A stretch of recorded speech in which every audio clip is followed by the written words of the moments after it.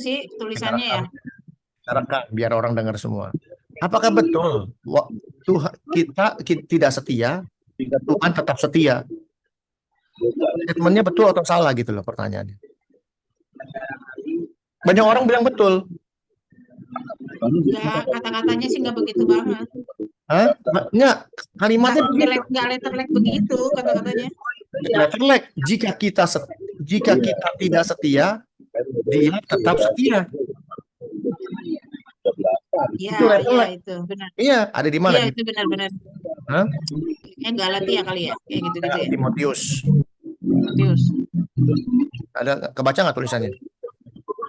baca. Ya, ya, ya. Saya sih apa intinya begini. Yang penting tadi sudah di Ya, kita lihat. Jika kita tidak setia, dia tetap. Dia tetap setia. Karena apa? Dia tidak dapat menyangkal dirinya. Karena dia tidak dapat menyangkal dirinya. Betul kan Pak? Benar kan Pak? Kalau saya dikasih tantang begini, saya bilang ayo kita buka sama-sama. Apakah betul Tuhan tetap setia walaupun kita tidak setia? Udah baca atasnya. Baca Bu. Jika kita menyangkal dia, dia pun akan menyangkal Nah, kita. lo jadi gimana tuh?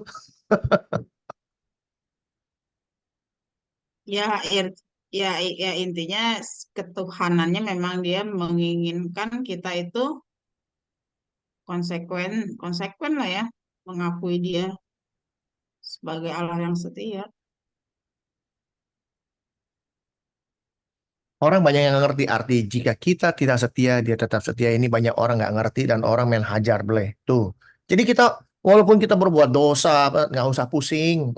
Tuhan tetap setia nungguin kita. Nggak ada. Kalau kita menyangkal dia, nah, dia juga akan Hmm. menyangkal kita. Ya, jika kita mati dengan dia, kita pun akan hidup dengan dia. Jika kita bertekun, kita pun akan ikut memerintah dengan dia. Tapi jikalau kita menyangkal dia, dia pun akan menyangkal kita. Ini harus kita mengerti dulu. Bukan berarti jika kita tidak setia, dia tetap setia. Ini, aduh, benar-benar orang, ya, jenderal-jenderal zaman dahulu nih ya. Jenderal ini bukan jenderal militer nih, jenderal-jenderal agama nih. Yang sudah terdahulu-dahulu ngajarin tuh makin hari bukan makin benar, makin nggak benar. Jika kita tidak setia, dia tetap setia. Artinya apa? Dia tidak dapat menyangkal dirinya. Ya, karena masih koma kan itu. Bukan. Artinya apa? Dia adalah Tuhan yang setia. Dia tidak dapat menyangkal dirinya sebagai Tuhan yang setia. Dia tidak bisa bilang saya tidak setia. Karena saya Tuhan yang setia. Kita manusia, kita bisa menyangkal diri kita. Dikatakan di atas, kalau kita menyangkal, tuh, mana tuh? Oh, kok hilang. Nih, jika kita menyangkal, artinya kita menyangkal dia. Kita bisa menyangkal, manusia bisa menyangkal. Saya janji sama ibu, janji sama ibu Shirley misalnya, Hmm. saya janji sama ibu, tapi saya sangkal janji saya. Oh, enggak, saya nggak pernah janji. Ah, itu kita bisa. Tapi Tuhan bilang, kalau Tuhan janji, Tuhan berikan, dia tetap setia akan berikan apapun itu. Contoh, janji dia terhadap Abraham, janji dia terhadap Nuh, janji dia terhadap Adam, jalan terus.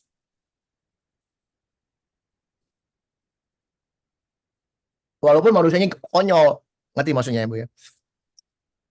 Iya, maksudnya tidak dibatasi dengan waktu, situasi, dan kondisi apapun ya. Sekali janji ya berjanji. Yes, jadi Sekali janji, janji intinya.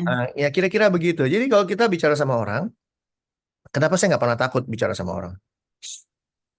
Karena saya tahu yang lawan bicara saya bisa ukur seberapa dalam dia berjalan bersama Tuhan. Saya bisa ukur. Dia cuma menyerang saya pakai firman Tuhan. Sama seperti Yesus. Yesus waktu zamannya dia diserang oleh orang Farisi yang ahlinya Alkitab, tapi nggak ngerti. Ya sekarang juga kan banyak hamba-hamba Tuhan tuh bukan menyerang sih sebenarnya ya.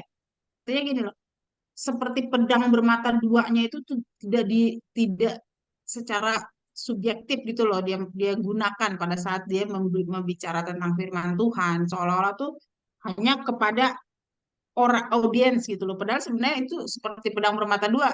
Berbicara ke orang itu berbicara juga ke diri dia sendiri. Itu yang kadang-kadang kan suka hamba Tuhan seperti itu juga gitu loh. Iya, dia pedang bermata satu, pisau dapur. Iya bermata satu, tumpul Ya, tumpul ke diri bukan dia tumpul, tumpul bukan gitu tumpul, loh.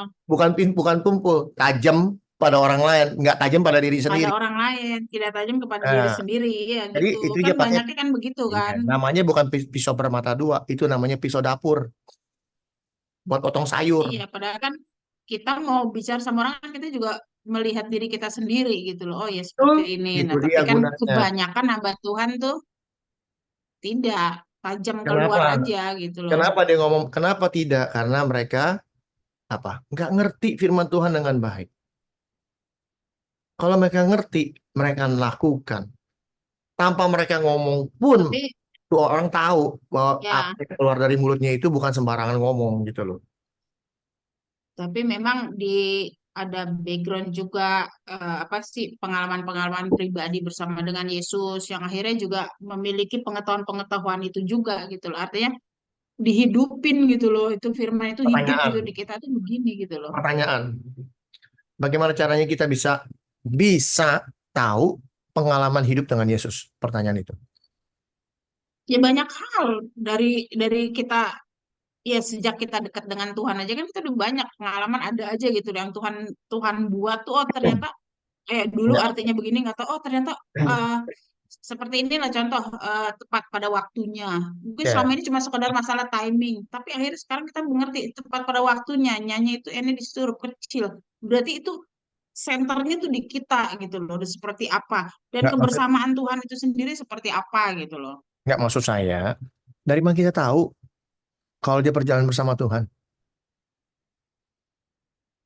Nggak, maksudnya tadi kan kita bicara diri kita, maksudnya bicara diri Betul. kita. Tapi kalau kalau Betul, orang kan ibu lain kan kan bilang kita lihat betul. memang, Enggak maksud saya gini bu, hmm, ibu kan dia bilang banyak pendeta punya pengalaman bersama Tuhan. Pertanyaannya, dari mana kita tahu dia punya pengalaman bersama Tuhan? Itulah aja yang gampang dulu. ya iya itu yang kadang-kadang makanya tadi saya bilang kadang banyak hamba Tuhan itu tidak menempatkan diri seperti pedang bermata dua itu tidak kena pada saat dia berbicara tentang firman Tuhan itu loh. Nah, saya ngerti maksud saya gini bu. Ini tadi ibu, saya mungkin salah nangkap. Begini, mungkin nggak, mungkin nggak, ya pertanyaannya mungkin nggak seorang pendeta atau seorang Kristen disebut Hmm, berjalan bersama Tuhan, tapi hmm. nggak tahu ayat firman Tuhan. Mungkin nggak? Tidak. Nggak mungkin. Kenapa nggak mungkin? Ya karena itu harus harus seiringan sih sebenarnya. Bukan hanya Semakin beriringan. dekat dengan Semakin kita mengerti Kristus, kita menjalankan apa yang Kristus ajarkan di dalam bukunya, betul? Di dalam iya firman-Nya. beriringan semua Lalu, istilahnya lalu kalau gradasinya. dia nggak tahu tentang firman Tuhan, lalu dikatakan dia berjalan bersama Tuhan, bukankah dia membohongi diri sendiri? Ya, iya itu kebanyakan kan begitu. Kan gitu. Itu tanda-tanda namanya.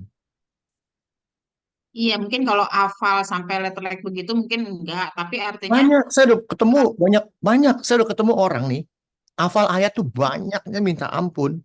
iya kalau saya Ngomong nggak sama bisa saya tuh, saya begitu nanya, gitu loh. saya ngomong satu ayat, dia bisa kasih saya 100 ayat.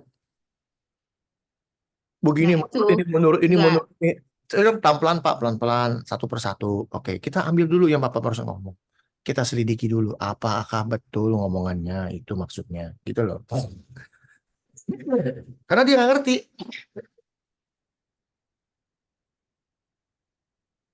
Aduh, Kenapa, ini kenapa dia nggak ngerti? Pertanyaannya kenapa dia nggak ngerti? Dia hafal ayat, tapi dia nggak ngerti. Kenapa? Ada yang tahu? karena tidak menjalankannya dengan benar. Itu dia, Ibu. Jawabannya 100. Karena dia tidak lakukan. Iya, Kalau kita lakukan, ya kita ngerti. You mau kasih saya ayat, you ngerti nggak? Kan gitu pertanyaannya. iya itu. Kasih ayat 100 ayat tapi nggak ngerti semua percuma. Saya kasih satu ayat cukup, tapi you mengerti, itu akan menjadi Iya, kanan buat kita. ya itu. Hmm. Jadi ya, Ya kalau saya pribadi kan memang saya sama sekali tidak ada sekolah-sekolah yang kayak begitu itu itulah istilahnya nggak ada. Ibu jangan pernah berpikir orang zaman dulu sekolah loh, Bu. Iya sih. Tapi kan memang kalau kebiasaan di bangsa Yahudi kan memang mereka dari kecil memang udah dibiasain orang tuanya tuh bacain firman kan gitu kan. Kalau gitu bangsa Indonesia nggak punya kebiasaan baca firman dong. Ah, capek. Kita orang Kristen, Enggak, udah jadi Kristen, iya dia. ayo kemana kita baca firman Tuhan mulai sekarang. Ya Maksud saya gitu. contoh lah, contoh lah orang kayak dari kecil lah kita ngisi biodata ini hobi. Ada nggak orang tulis hobi membaca firman, baca Alkitab kan nggak ada. Hah? Hobi ya maksudnya ya seperti dari dulu dari kecil kan kita memang udah kebiasaan yang namanya hobi hampir tidak pernah kita lihat hobi membaca firman, membaca Alkitab, merenungkan firman Tuhan kan nggak ada. Membaca ya membaca gitu loh. Betul, maksud saya gini Bu. Kan tadi Ibu bilang bahwa ini cuma kebiasaannya orang Yahudi baca firman. Saya rasa bukan orang Yahudi doang, banyak orang bukan Yahudi yang suka membaca juga, banyak. Tergantung. Nah, kalau kita sudah mengenal Tuhan, baik gitu ya. Kenapa kita nggak mulai dari kita? Ajarin anak kita. Iya loh, Telepon, iyalah. apalagi ibu nih, ibu punya anak, teleponin datang ke rumah.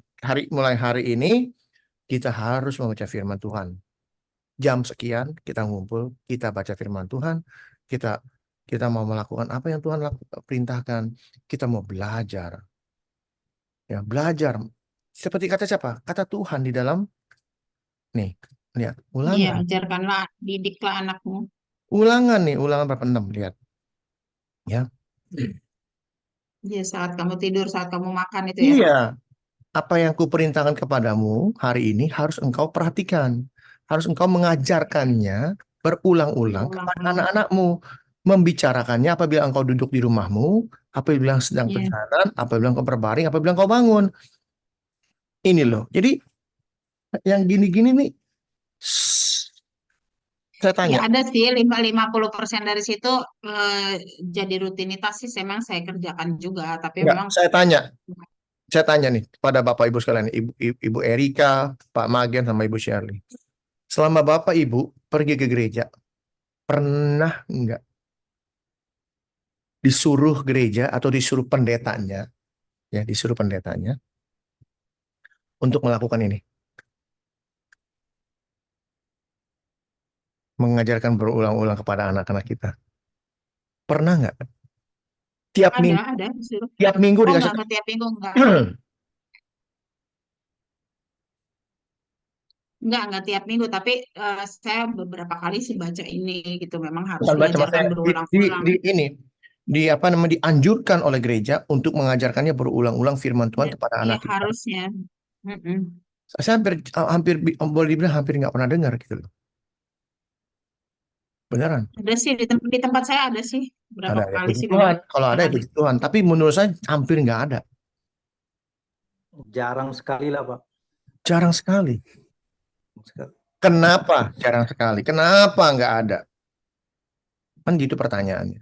Ya karena hamba Tuhannya tidak melakukan juga berarti. Iya, Itu jawaban 100 nilainya, Bu. benar. Kalau dia Shalom melakukan Ibu otomatis kan itu Arvalina. yang ditransferkan. Halo, malam Pak. Kita belum mulai nih. Kita lagi ngobrol-ngobrol, kongko-kongko. Kebetulan gini nih. Saya ini ada di toko saya. Rumah saya mati lampu dari jam 1 malam. Sampai jam sekarang masih belum nyala. Saya bingung. Gimana nih? Aduh mau Zoom gitu ya. Saya sih nggak pusing gimana ya. Tapi tadi pagi saya telepon, saya SMS sama Ibu Erika. Bu, rumah saya mati lampu nih, Bu. Tapi jangan dikabarin dulu ya kepada yang lain, Bu ya. Jangan dibatalin. Saya lagi cari-cari akal gimana caranya supaya berjalan. Saya mau pakai handphone, saya lihat handphone saya dari semalam nggak bisa di-charge. Handphone udah mau habis. Tadinya mau pakai handphone aja. Udah mau habis. Waduh, repot juga. Akhirnya kepikir apa? Oh, saya pergi ke toko aja. Karena apa? Toko saya hari ini libur. Tuhan baik nggak tahu. Luar biasa, Pak. Segala sesuatunya tepat pada waktunya. Iya, toko saya libur hari ini tuh. Sepi, nggak ada orang. Jadi, saya datang aja ke toko. Saya tadi minta izin sama bos saya. Bos saya ada di Tokyo, Jepang. Saya bilang, bos, gue mau pakai toko. Toko kenapa? Mati lampu rumah. Nggak bisa ngapa-ngapain, handphone nggak bisa habis. Nanti lu kalau butuh apa-apa, telepon saya nggak bisa ntar. Oh iya, sekalian saya mau Zoom meeting, saya bilang. Oh ya udah, datang aja. Sekalian ntar mau masak-masak juga makan di sini. Jadi, puji Kayak Tuhan. background-nya beda, Pak, hari ini. Bukan background ini, background restoran ini tuh, restoran itu. Jadi, eh saya ngebut dari rumah, ngebut sih enggak lah. Sampai kemarin secepat mungkin supaya bisa sampai pas waktu. Jadi Saya ini orangnya nggak mau rugi. Untuk firman Tuhan saya nggak mau rugi orangnya. Kalau yang lain saya masih nggak pusing, tapi untuk firman Tuhan saya benar-benar nggak rugi. Saya akan bela-belain habis-habisan bagaimana caranya. Kalau sampai toko nggak punya, saya akan pergi ke Starbucks, biarin dah. Atau kemana kayak yang ada gratis punya wifi. Sama bisa colok listrik. Gitu loh. Ya, jadi Iya, malah pengunjung Starbucks ikut dengar yang ngopi. biarin aja. Bodoh pakai bahasa Cuma Indonesia. bingung dia kok bahasa ada yang bahasa Indonesia. Iya. Oke, jadi kita nggak usah buang waktu. Jadi kita ngerti apa segala sesuatu indah pada waktunya dan saya tidak. Ini gini loh. Biasanya kalau ada mati lampu itu paling 1 jam 2 jam udah nyala lagi. Ternyata ada orang nabrak tiang telepon sama gardu listrik dihajar sama dia Hmm. jam 1 pagi loh. Di sini banyak orang mabuk. Bukan di Indonesia doang. Enak. Cuman di Indonesia enaknya apa? Kalau mabuk menggeletak di jalanan. Kalau di sini mabuk bawa mobil, jeruduk semua. Gitu ya. Itu bedanya. Oke. Alright, kita akan mulai. Terima kasih untuk Bapak Ibu yang sudah hadir hari ini. Hari ini kita akan belajar tentang Kejadian 6. Oke, dan sebelumnya kita akan berdoa dulu ya. Bapak dalam surga, terima kasih atas pimpinan Tuhan dalam hidup kami selama 1 minggu ini. Kami mengucap syukur Tuhan memberikan kami kembali lagi nafas. Ya, nafas kehidupan yang Tuhan berikan hari lepas hari. Tidak lepas kami mengucap syukur kami untuk nafas yang Tuhan berikan kepada kami setiap hari. Sehingga kami boleh diberi kesempatan untuk bisa berkumpul di tempat ini bersama-sama. Belajar tentang firman Tuhan, mengerti tentang siapa Engkau. Terima kasih Tuhan bagi teman kami yang belum hadir. Sekali lagi Tuhan, mereka yang memerlukan segala sesuatu, Tuhan penuhi mereka. Tuhan sempurnakan segala keperluan mereka. Terima kasih Bapak, Tuhan hamba-Mu tidak apa-apa, tidak tahu apa-apa. Sekali lagi Tuhan, biarlah Tuhan yang berbicara, bukan hamba-Mu Tuhan. Karena roh-Mu Tuhan yang ada dalam hidupku ini yang akan berkata-kata. Bukan kebanggaanku, bukan karena kesombonganku, tapi karena semua untuk kemuliaan nama Tuhan. Terima kasih Tuhan, kami serahkan waktu ini ke dalam tangan Tuhan. Di dalam nama Tuhan Yesus kami berdoa mengucap syukur. Amin. Hmm. Amin. Oke, kita akan mulai Kejadian 6. Tapi sebelum masuk Kejadian 6, saya akan sedikit mengulang dari Kejadian 1 sampai Kejadian 5. Oke. Kejadian 1 kita bicara tentang apa? Ada yang tahu? Pada mulanya firman, Penciptaan. penciptaan. Kita bicara tentang penciptaan, bagaimana Tuhan menciptakan. Buku Kejadian ini adalah buku yang sangat penting sekali. Bapak Ibu tidak perlu baca sampai satu buku, baca aja buku Kejadian berulang-ulang terus 1 sampai 50. Berulang-ulang, dipelajari, diselidiki, diperdalam, diobservasi Kejadian. Karena apa? Itulah permulaan zaman dan dengan permulaan zaman itulah Tuhan memakai, Yesus memakai banyak analogi di buku Kejadian. Seperti zaman Nuh akan terjadi apa? Di zaman sekarang. Zaman sekarang Terulang lagi. Air bah. akhir zaman air bah tidak akan pernah terulang lagi karena janji Tuhan. Tuhan tidak akan memberikan air bah. Tapi akan ada api menurut buku Petrus. Ya, 2 Petrus. Jadi apa namanya? Buku Kejadian itu sangat penting. Kita mengerti, oh ternyata ada penciptaan. Kita mengerti bahwa Tuhan yang menciptakan. Dan pada saat kita membaca penciptaan, asal jangan nyelonong aja. Selidiki kata perkataannya. Ya, selidiki. Apakah benar bumi dan matahari jauh? Apakah benar bulan dan bumi lebih gede bulan dan matahari gedean matahari? Kira-kira gitu. Bacanya mesti benar. Kalau bacanya udah benar, lalu dipakai dengan referensi-referensi luar, misalnya pakai bahasa Inggris, sehingga kita lebih mengerti. Itulah namanya mengobservasi.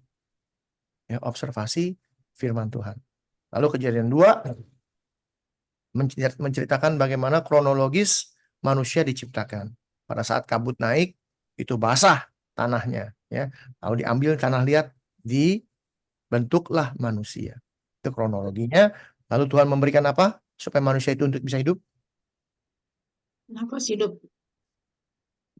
Napas Nafas. hidup. Ya, Tuhan memberikan napas hidup sehingga manusia itu bisa hidup. Hidup. Betul? Pertanyaannya, napas hidup itu milik siapa? Tuhan. Milik Tuhan. Tuhan. Jadi, kalau napas itu milik Tuhan, ya, kalau nafas itu milik Tuhan, sekarang ini kita sedang bernafas. Kalau bilang Tuhan miliknya Tuhan, artinya napasnya Tuhan ada di dalam hidung kita, artinya Tuhan ada di mana? Dekat di depan hidung kita. di dalam lubang hidung kita, betul?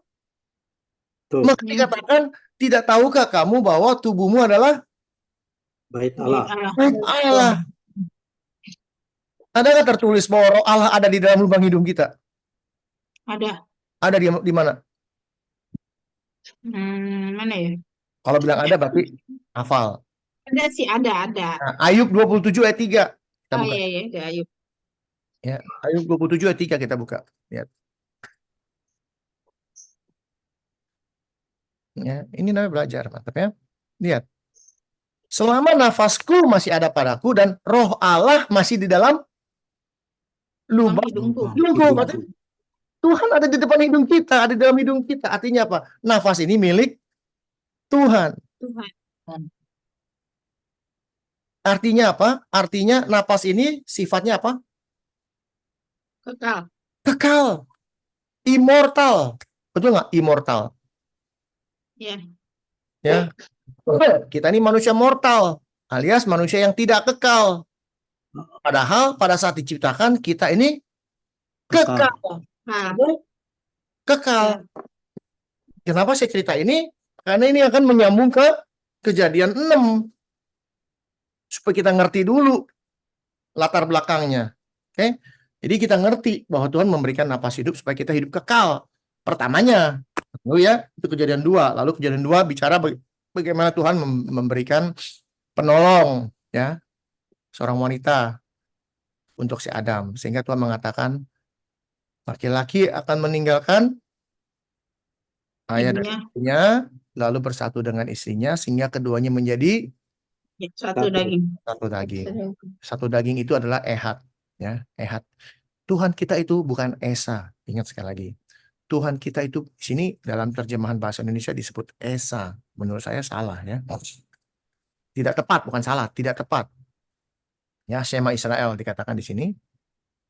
Dengarlah hai orang Israel, Tuhan kita, Allah kita itu esa. Sebenarnya bukan esa, tapi ehad. Esa itu apa artinya? Satu. Tunggal. Satu, tunggal. Tapi kalau ehad itu apa? Satu daging. Bukan satu daging. Ya, satu daging. Satu daging. Artinya gini, ibu sama suami disebut satu daging, itu ehad. Apakah ibu itu cuma satu? Ibu dan istri kan dua. Ibu dan suami kan dua, betul? Tapi disebut. Yeah. Tapi kalau ibu dan bapak disebut esa, Nggak pas. nggak pas. Bukan nggak pas lagi, bingung. Ini yang esa yang mana? Ibu atau bapak? Betul? Ngerti maksudnya? Kalau esa itu cuma satu, nggak ada lagi, cuma satu. Satu-satunya. Jadi kalau saya dan istri esa, yang esa saya atau istri saya? Salah satunya pilih. Nah. Tapi saya dan istri saya adalah ehad, kita jadi sebut satu daging. Namanya apa? Manusia. Siap. Manusia disebut manusia. Ibu Sherry dan suami disebut manusia. Yang mana suami manusia? Ya, Ibu Sherry juga manusia, suami juga manusia. Ya, betul nggak? Ya. Nah, itu bedanya. Ya. Maka saya bilang, kenapa Tuhan kita disebut ehad?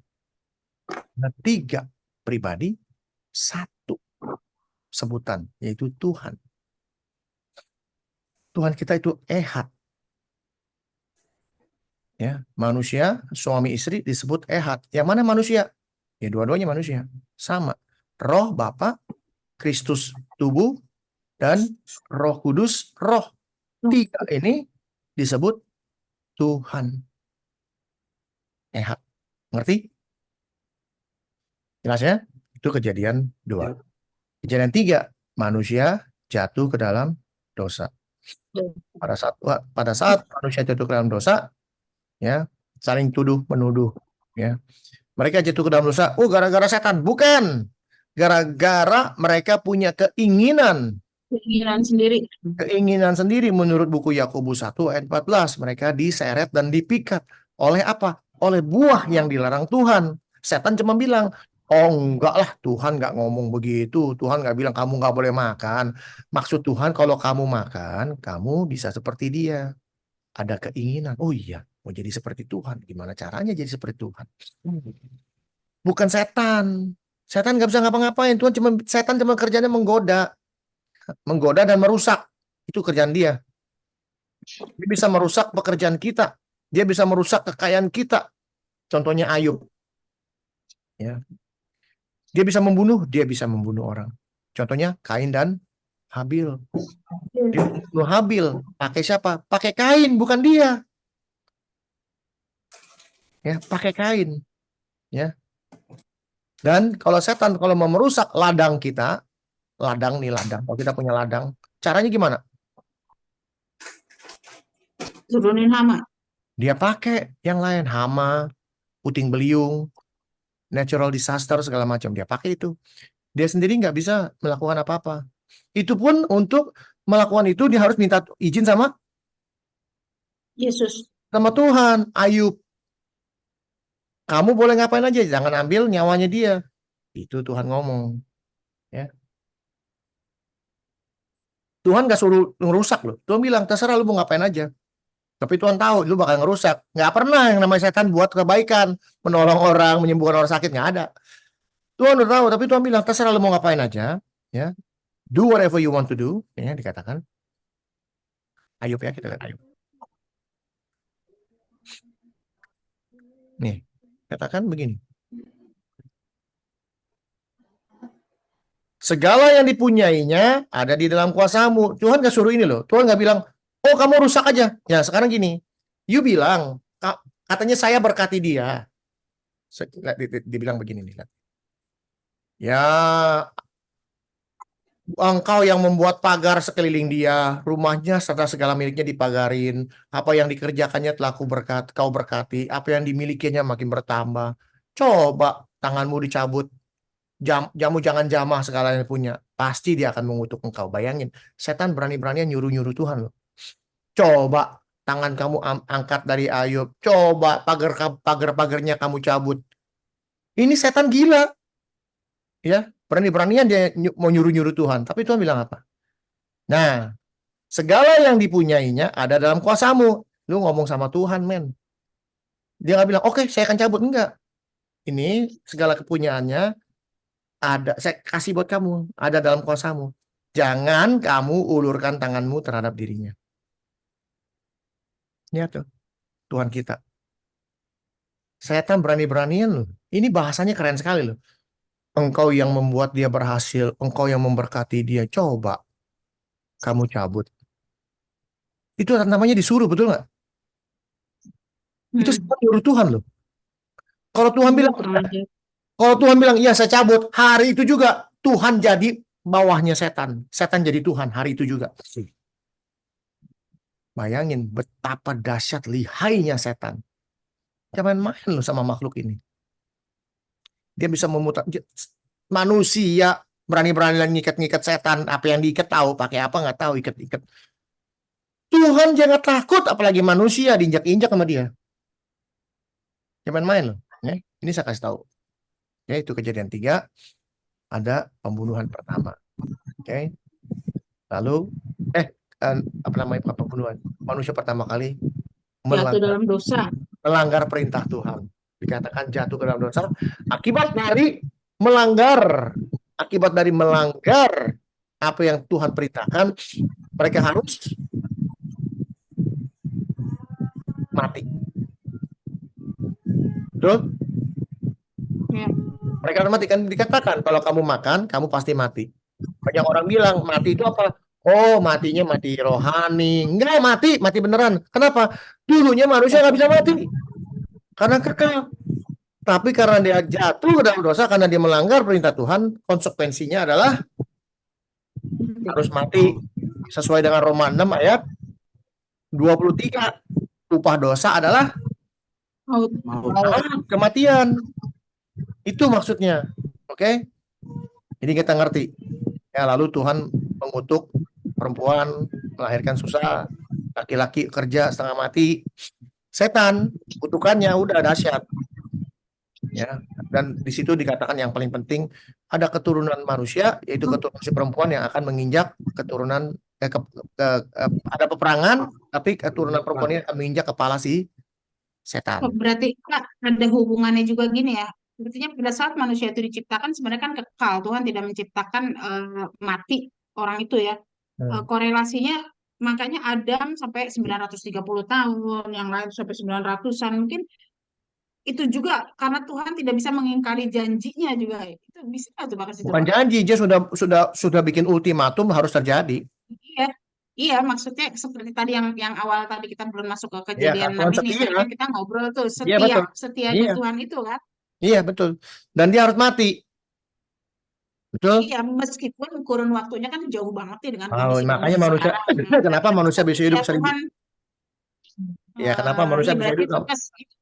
Ya, contoh kenapa? contoh setia Tuhan tuh itu sebenarnya salah satunya ya. Iya. Jadi kenapa manusia bisa mati tapi umurnya sampai 900-an? Ya, itu nanti berhubungan dengan kejadian 6. Ya, ini kenapa saya bilang Iya, tentang nafas hidup ada dari benang Tuhan. merahnya di situ ya. Iya, semua benang merah pasti. Tapi kalau orang progresif bilangnya apa? Alkitab itu nggak nyambung. Udah yang banyak kita bicara lagi, udah capek ngomongin mereka. Biar mati sendiri. Oke, kejadian 4, pembunuhan pertama. Ya, Kain dan Habil. Ya. Kenapa Kain membunuh adiknya? Ada yang tahu jawabannya? Karena memang Kain dari dasarnya memang udah jahat. Menurut 1 Yohanes 3 ayat 12, karena perbuatan Kain segala Semuanya perbuatannya jahat. jahat. Bukan karena sayurnya jelek, tapi karena perbuatannya jahat. Dan dia berasal dari si Iblis. jahat, si iblis. Ya. Jadi terbukti apa yang di ultimatum Tuhan bahwa satu keturunan dari perempuan ini akan menginjak kepalamu. Aku akan mengadakan permusuhan antara keturunanmu dan keturunan perempuan ini. Nggak main-main, langsung terjadi di kejadian 4. Setan pada saat di ultimatum kepalanya mau diinjak, dia bikin rencana. Bagaimana caranya? Supaya jangan ada keturunan perempuan ini yang injak kepala dia. Nomor 1, waktu dia lihat Kain dan Habil, waduh ini dia nih, si Kain. Si Kain ternyata perbuatannya jahat semua. Ini mah anak saya, nggak pusing. Pas dia lihat Habil, wah, ini dia yang disayang Tuhan. Jangan-jangan dia yang injak kepala saya. Bagaimana caranya? Harus disilang. Harus dibunuh. Bagaimana caranya? Dia buai yang namanya kakaknya si Kain. Terus sikat adik lu. Lihat tuh, persembahan lu nggak diterima sama Tuhan. Persembahan si Habil diterima. Panaslah hatinya dikatakan. Lalu dia bunuh adiknya. Kenapa dia bunuh adiknya? Karena dia punya keinginan. Yakobus 1:14. Tiap orang dicobai oleh keinginannya sendiri. Ya. Jadi bukan karena setan yang membunuh si Habel, tapi karena setan ingin supaya Habel itu mati. Caranya gimana? Dia pakai Kain. Kain kalau tidak dengar setan, apakah akan terjadi pembunuhan? Tidak. Ya. Tidak akan terjadi. Tapi alangkah menyesalnya karena Kain berasal dari si jahat dikatakan karena dia melakukan segala sesuatunya jahat. Oke, jadi setan pikir, wah, selesai sudah, tidak akan ada orang yang injak kepala saya karena mati orangnya namanya Habil. Udah nggak ada yang injak dia karena tinggal satu si Kain. Wah, aman. Dia lupa yang dia lawan Tuhan. Tuhan kalau bilang akan ada satu keturunan dari perempuan ini akan menginjak kepalamu, Tuhan keluarin lagi satu orang, namanya siapa? Setelah Habel? Setelah Habil, Kain. Pengganti Habel? Ganti Habil si Sem ya? Apa? Zaman Nuh. Tar. Ya, Fen. Bukan. Ham. Penggantinya si Habel. Kan Habel mati, diganti satu anak. Lalu Adam bersetubuh dengan istrinya, lalu dia memiliki satu anak namanya? Het. Siapa? Bukan. Het ya? Set. Set. Namanya Set. Ya, ingat itu. Namanya Set. Dia akan jadi keturunan ke bawah ya, anak-anak Tuhan. Lalu Set mempunyai anak Enos. Sejak itu Tuhan mulai memanggil, setelah Enos lahir, manusia mulai memanggil nama Tuhan. Nama panggilannya apa? Nggak ada yang tahu. Karena apa? Bahasanya kita nggak tahu. Oke, itu kejadian 4. Kejadian 5, kita bicara mengenai silsilah. Semua kita sudah pelajari minggu lalu, tinggal diulang ya. Silsilah dari Adam, 7 keturunan dari Adam, sampai kepada Nuh. Baru kita masuk ke dalam kejadian 6. Supaya kita mengerti kejadian 6. Oke, kita lihat. Kejahatan manusia. Ketika manusia itu mulai bertambah banyak jumlahnya di muka bumi, ya. Ketika manusia mulai bertambah banyak jumlahnya di muka bumi, artinya banyak sekali, ya. Bukan di Palestina, bukan di Jerman doang, bukan di Indonesia doang, bukan di Amerika doang, tapi di muka bumi. Artinya apa? Seluruh bumi penuh sama manusia. Betul? Ini baca harus benar. Bertambah banyak jumlahnya di muka bumi, artinya sebumi. Betul ya? Betul. Dan bagi mereka lahir anak-anak perempuan. Ya. Maka disebut anak-anak Allah melihat bahwa anak-anak perempuan manusia, cantik-cantik, dibedain anak-anak Allah dan anak-anak manusia. Ya. Anak-anak Allah dan anak-anak manusia. Itu dibedain. Bedanya apa? Anak-anak Allah yang itu kali ya, yang berasal dari siapa ya? Dari Sem. Ya, berasal dari Set. Dari Set. Dari Nah, Set. anak-anak Allah dari Set. Jadi jangan kita nggak sebut dari Set. Set juga punya anak, anaknya ada yang berantakan juga, bukan nggak ada, pasti ada. Kenapa kita bilang ada? Iya, Karena dikatakan di sini, kita lihat di sini, yang tidak disebutin namanya ya. ya Set hidup 105 tahun, Set masih hidup, cuma punya anak Enos, disebut Enos, tapi anak laki dan perempuan banyak. Dari zaman kecil Gitu ya.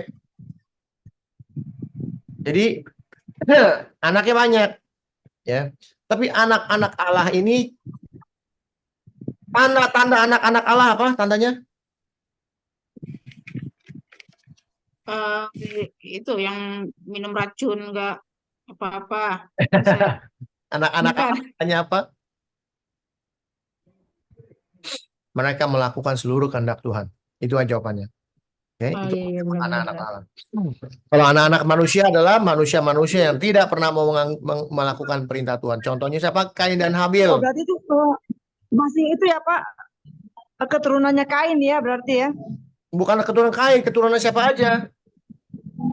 Terus Karena siapa kita bisa aja lihat, kan ada sebagian yang bisa lihat. disebut nama. Kita bisa lihat dari sini nih. Kita lihat ya. 1 Yohanes 3 dikatakan begini. Bukan seperti Kain yang berasal dari si jahat. Kenapa disebut disebut dari jahat? Karena segala perbuatannya jahat. Jadi orang-orang yang berbuat jahat itu disebut anak-anak manusia. Nih, anak-anak manusia. Jadi betul. Jadi anak punya anak 1000, anaknya 1000. Mungkin dari 1000 ada 20 yang hidup bersama Tuhan, ada 980 yang tidak mengikuti jalan Tuhan, perbuatannya jahat. Betul? Itu maksudnya. Lalu mereka ini siapa? Anak-anak Allah mengambil istri dari perempuan-perempuan itu. Siapa saja yang disukai mereka? Pertanyaannya.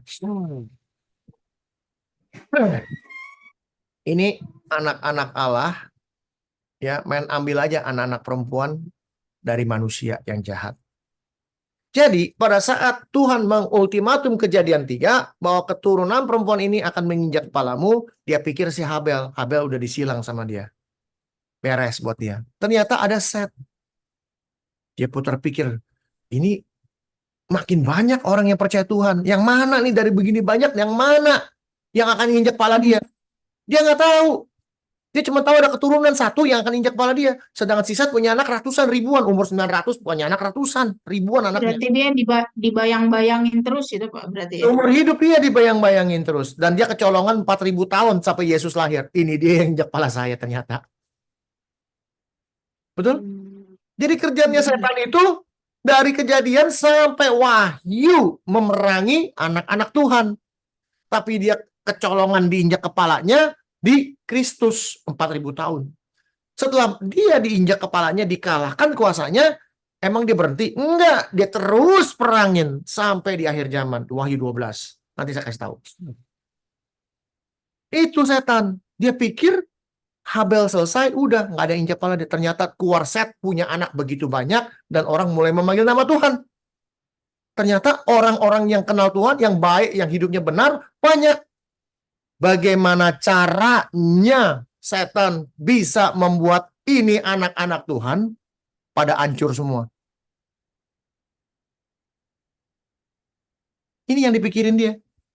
Ini gimana ya? Gue cuma cari satu. Gimana cari satu nih yang menginjak kepala saya ini yang mana nih? Betul? Dari sekian banyak anak-anak Tuhan, yang injak kepala saya yang mana nih? Satu nih. Banyak. Puyeng dia. Dulu cuma Kainan Habil, gampang milihnya, tinggal salah satu. Ini ratusan, ribuan, jutaan, bahkan miliaran orang yang akan injak kepala dia yang mana? Karena disebut keturunan, dia tahu. Dia nggak sebut keturunan-keturunan, disebut keturunan, cuma satu. Caranya gimana? Mau nggak mau dipakai cara gila. Caranya apa? Kawin silang. Nih, anak-anak manusia, anak Allah mengambil istri dari anak perempuan. Dikawin silang. Dikawin silang. Makanya Ya, artinya anak-anak Allah itu mengambil anak-anak manusia itu menjadi pasangannya. anak-anaknya orang-orang yang baik, harusnya mereka ngambil perempuan-perempuan yang baik, diambil perempuan yang tidak baik. Makanya dikatakan oleh Tuhan Yesus, kedatangan anak manusia sama seperti zaman apa? Zaman Nuh. Ini zaman Nuh kita bicara. Dan terjadi saat ini. Anak-anak manusia, anak-anak Allah, model kayak saya, model kayak Pak Magen, anak-anak Allah. Yang kita lihat zaman sekarang, perempuan cantik-cantiknya. Cantik. Emang anak-anak Allah nggak ada yang cantik? Emang di gereja anak-anak Allah yang baik-baik nggak ada yang cantik? Cantik. Cuman bedanya, kalau anak-anak Allah yang ada di gereja, yang melayani Tuhan dengan baik, dandanannya nggak menor, pakai bajunya ketutup semua. Cuman kalau anak-anak perempuan manusia yang berantakan hidupnya, pakai bajunya, kalau puser sama belahan, maaf bahasanya, belahan dadanya belum kelihatan, belum keren. Dandanannya, orang-orang dandanannya bisa cuma setengah jam selesai, ini dandanannya mau nonton bioskop, bioskopnya sampai bubar. Begitu. Sama yang terjadi dengan zaman dulu. Perempuan-perempuan zaman dulu yang jahat-jahat, pakai bajunya baik-baik, nggak ada yang baik semuanya. Makanya anak-anak Allah tergiur. Kan pertanyaannya, emang Tuhan nggak ada anak-anak Allah perempuan? Ada banyak, tapi mereka nggak mau. Mereka maunya yang lebih seksi, lebih cakep, yang badannya lebih ramping, yang gembrot-gembrot nggak mau. Kan gitu. Ya, padahal anak-anak Allah itu sendiri udah melakukan perintah Tuhan sebenarnya kan. Iya, harusnya mereka pilih itu. Maka dari itu Tuhan memberi perintah kepada Abraham, kamu harus cari dari sukumu, dari keturunanmu, dari saudaramu, sehingga mereka percaya kepada Tuhannya Abraham, Ishak, dan Yakub. Nggak kemana-mana.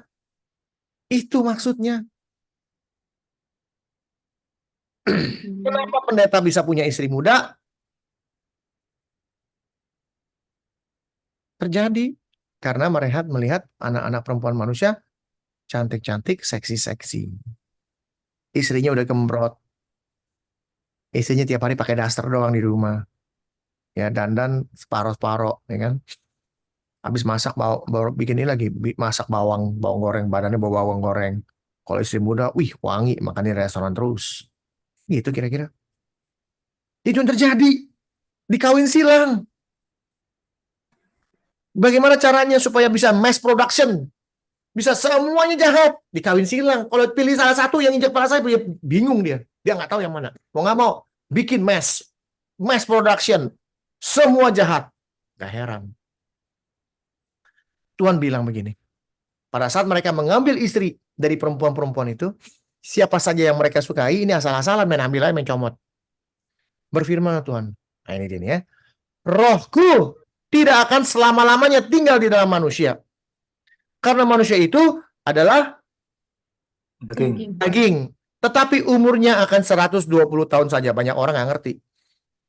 Berarti Oh umur ya, sampai iya di sini Pak. Ini kan di sini seolah-olah bicara Yesus itu sudah hadir gitu ya Pak ya di sini ya. Iya nggak sih Pak? belum, Bu, belum. Belum ya, tetap masih Ini dalam itu ya rohku roh. ini, rohku ini, tadi saya katakan di dalam Kejadian 2, Tuhan memberikan apa? Tolong, Napas kehidupan. Napas kehidupan. nafas. Roh Allah di dalam Ayub dikatakan, selama nafasku masih ada, roh Allah masih ada di dalam hidungku, artinya roh Allah ini adalah nafasku, betul? Betul. Iya. Karena nafas ini buatan Tuhan dan milik Tuhan, sehingga roh Tuhan ada di hidung kita disebut. Hmm. Nafasnya dia tuh di dalam hidung kita, artinya apa? Roh dia ada di dalam hidung kita. Ini. Dan ini berhubungan dengan Kejadian 6, nafasku tidak akan selama-lamanya tinggal dalam manusia. Artinya tidak akan selama-lamanya tinggal manusia apa? Artinya manusia tidak bisa kekal. Manusia harus mati. Mati. Ini selama-lamanya artinya apa? Manusia zaman dulu, zaman ada bisa hidup Tapi sampai 900 tahun. tapi bukan karena ketidaksetiaan Tuhan sebenarnya ya Pak ya.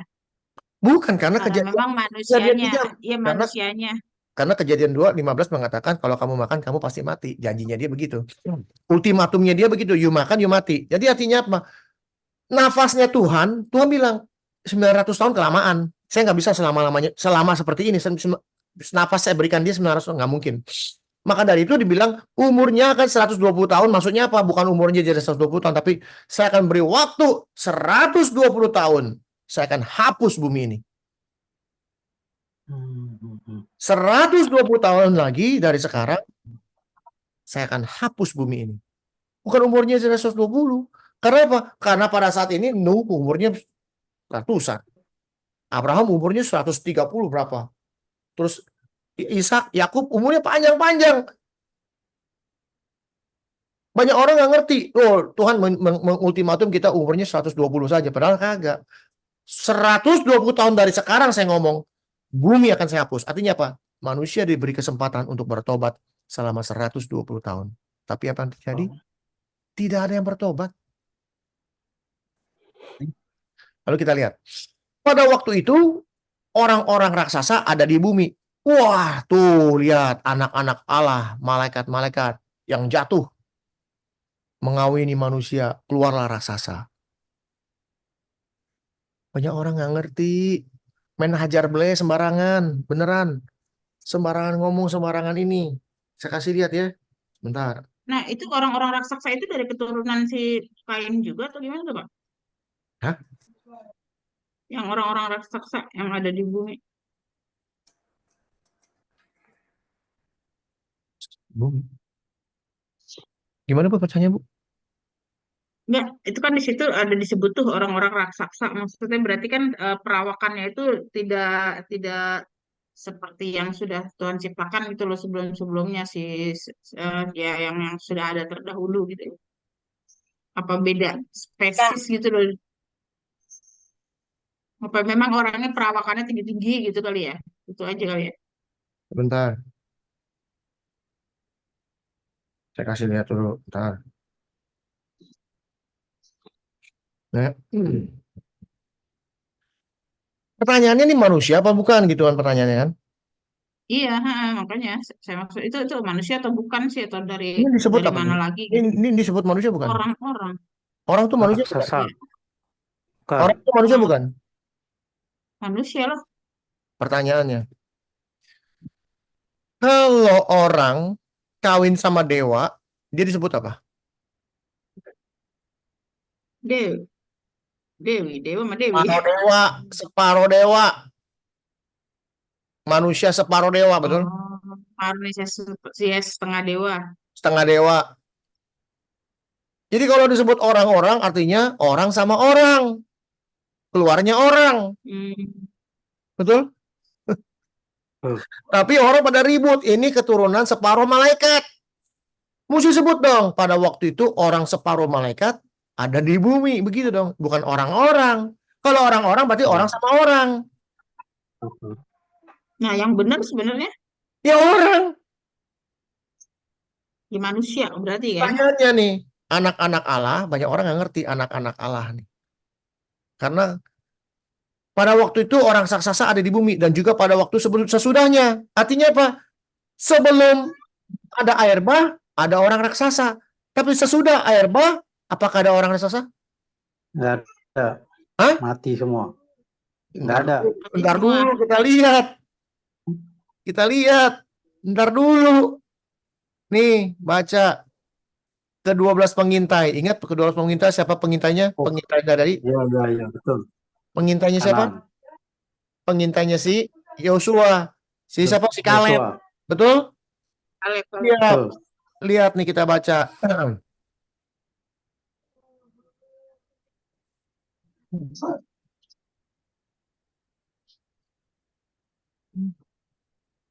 Mereka menyampaikan kepada orang Israel kabar busuk tentang negeri yang diintai mereka dan berkata, negeri yang telah kami lalui untuk diintai adalah suatu negeri yang memakan penduduknya dan semua orang yang kami lihat di sana adalah orang-orang yang tinggi-tinggi perawakannya, gede-gede nih.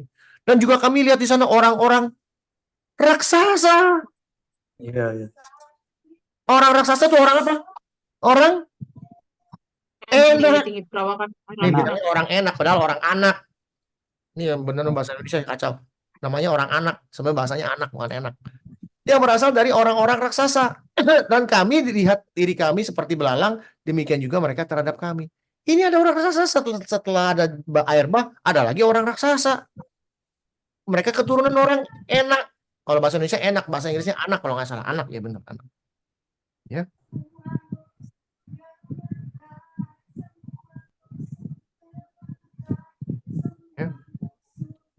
Ini orang anak. Iya, namanya anak. Tapi disebut enak. Itu setelah air bah itu ada mereka tadi Pak. Sebelum atau sudah sih jadinya sudah. Nah sekarang air Yosua, bah ya, ini kan cerita Yosua. Ini kan cerita Yosua. Ya, cerita Yosua. Yosua berapa ini? 15 kita lihat ya. Lihat. Kaleb merebut Hebron. Ya. Tetapi kepada Kaleb bin Yefune diberikan Yosua sebagai di tengah-tengah Bani Yehuda, yakni Kiryat Arba, seperti yang dititahkan Tuhan kepadanya. Arba adalah bapak enak. Enak si anak Arba, nama bapaknya si Arba. Si enak ini punya keturunan raksasa-raksasa, itulah Hebron. Hebron itu namanya enak, keturunan enak orang Kanaan. Kaleb menghalau dari sana ketiga orang enak, yakni Sesai, Ahiman, Talmai, dan anak-anak enak. Anak-anak enak itu anak-anak yang raksasa, betul? Betul. Itu. Tuh tadi bilangan 13 ayat 28. Nih itu orang-orang raksasa, orang enak. Jadi anak-anaknya si enak yang berasal dari orang-orang raksasa. Si enak bapaknya namanya tadi siapa? Si Arba. Jadi ini kalau kita bicara Kejadian 6, ini orang, bukannya malaikat. Pada berantem, pada ini orang belajar kagak. Dan satu lagi yang nggak pernah dipelajarin, ini nih, saya kasih lihat. Ini yang paling penting. Nggak pernah mau belajar. Katanya ribut, ngatain orang gila, ngatain orang sesat, segala macam, tetek mengek. Lihat, apa kata Tuhan? Karena kepada siapakah di antara malaikat-malaikat itu pernah ia katakan, artinya pernahnya Tuhan ngomong sama malaikat, engkau anakku.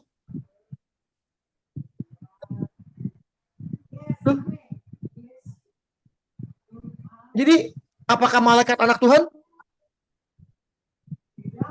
Bukan. Enggak lah, bukan. Bukan. Tuhan tidak pernah memanggil malaikat itu anak. Bayangin. Dan kita ribut. Anak-anak Allah menghampiri anak-anak perempuan manusia. Jadi keluar raksasa itu separuh Nefilim. Pernah dengar Nefilim? Belum, Pak. Kata separuh malaikat, separuh orang. Makanya gede-gede. Lupa bahasanya. dikatakan orang raksasa ada di bumi dan juga pada waktu sesudahnya. Tuh, belajar yang benar ya. Dan bagi mereka perempuan melahirkan anak bagi mereka. Inilah orang-orang yang gagah perkasa di zaman purbakala, disebut orang, bukan disebut orang separuh malaikat. Orang-orang yang kenamaan. Jelas ya? Jadi jangan pernah berpikir nih malaikat, ini manusia. Karena Tuhan tidak pernah memanggil yang namanya malaikat anak Allah, tidak ada. Anak Allah semuanya manusia. Nggak percaya? Kita buktiin. Nih Lukas. Ya, lihat. Siapa anak Allah? Tuh, anak Allah. Anak-anaknya mana nih? Anak Allah cuma satu, Adam. Tapi kalau Adam punya anak, namanya anak Allah, jadi anak-anak Allah. Anak Allah, Set, Enos, Kenan, Mahalalel, terus ke atas. Sampai si Nuh deh. Nih mana sampai Nuh? Nih, sampai di Sem. Sam. Iya, disebut anak-anak Allah mereka. Gitu loh. Karena banyak sifatnya. Oke. Lihat lagi nih. Tuh setan itu kawin silang. Jadi anak-anak Allah dikawinin sama anak perempuan jadi jahat semua. Bayangin. Sebumi loh. Kita bicara satu bumi. Ketika dilihat Tuhan bahwa kejahatan manusia besar di bumi. Artinya apa? Semua jahat. Termasuk anak-anak Allah yang tadinya benar. Jadi nggak benar gara-gara kawin sama anak-anak setan. Dikawin silang. Gimana caranya supaya ada yang nggak injak kepala dia? Dikawin silang. Bahwa segala kecenderungan hatinya selalu membuahkan kejahatan semata-mata. Hatinya cenderung untuk berbuat jahat. Manusia kalau mau berbuat jahat selalu berasal dari hati, bukan pikiran. Percaya? Ya, Ya, betul. Hah? ya. Percaya.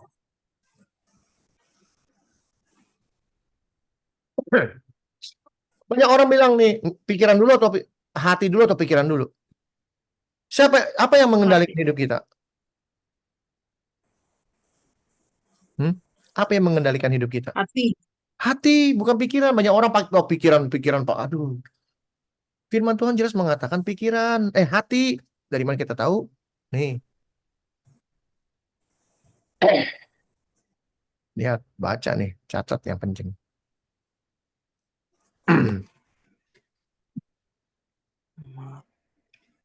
Karena dari apa?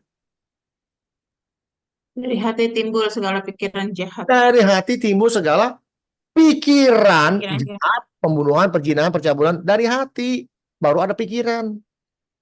Kalau kita nggak punya hati, pikiran nggak bakal ada. Nih, dari hati timbul pikiran jahat. Keinginan hati. Manusia dicobai oleh keinginannya sendiri. Keinginan hati, bukan keinginan pikiran. Keinginan hati. Hati itulah yang mengendalikan diri kita. Ya. Jadi, kecenderungan hatinya selalu membuahkan kejahatan semata-mata. Jahat satu dunia. Maka menyesallah Tuhan bahwa ia telah menjadikan manusia di bumi.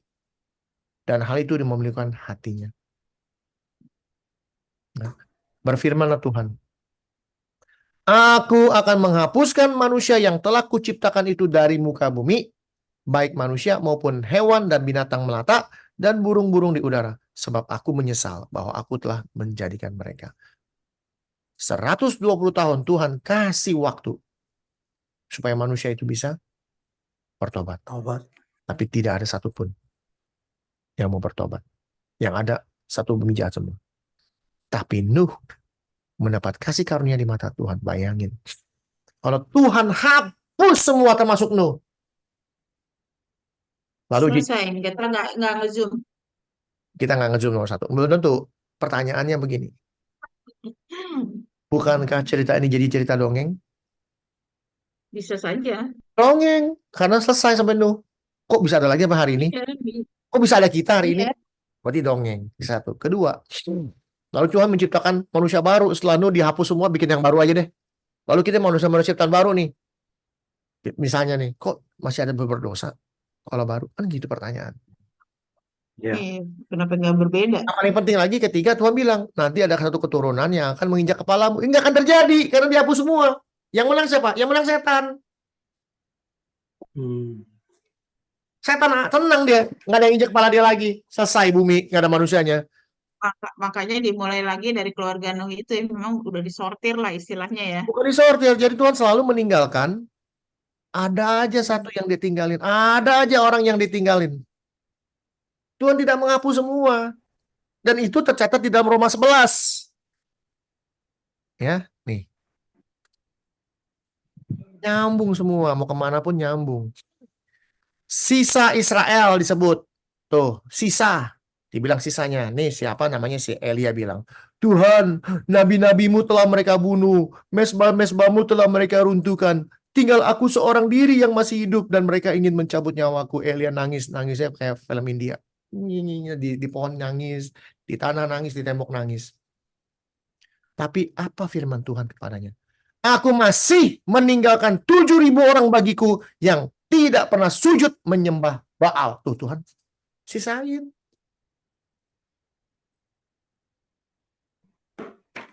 Dunia ini sedang hancur. Dunia ini sedang menuju kepada kemusnahannya. Apakah Tuhan akan memusnahkan semua seluruh bumi?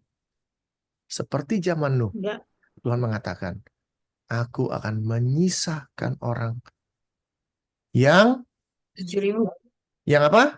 yang menjalankan perintahnya. Yang benar, betul. Tapi Nuh mendapat kasih karunia di mata Tuhan. Kenapa? Inilah riwayat Nuh. Nuh adalah seorang yang benar, tidak bercela di antara orang sejamannya, dan Nuh bergaul dengan Allah. Saya ini mati-matian buat Bapak Ibu sekalian untuk hidup benar karena kita sedang ada dalam kemusnahan dunia. Dan Tuhan menyuruh saya ngasih tahu kepada Bapak Ibu sekalian untuk hidup benar, tak bercela. Supaya apa? Supaya kita tidak binasa. Salahnya apa saya? Kalau saya sedang memberitahu warning ini kepada Bapak Ibu sekalian, saya bukan satu-satunya orang yang warning. Tuhan sedang melaksanakan warning ini kepada siapapun untuk mewarning saudara-saudaranya. Apa yang didapat dari saya? Sok suci lu, sok bener lu, sok kudus. Gua nggak percaya kalau hidup lu bener. Orang Kristen yang ngomong. Alangkah sedihnya saya mendengar orang Kristen ngomong seperti itu.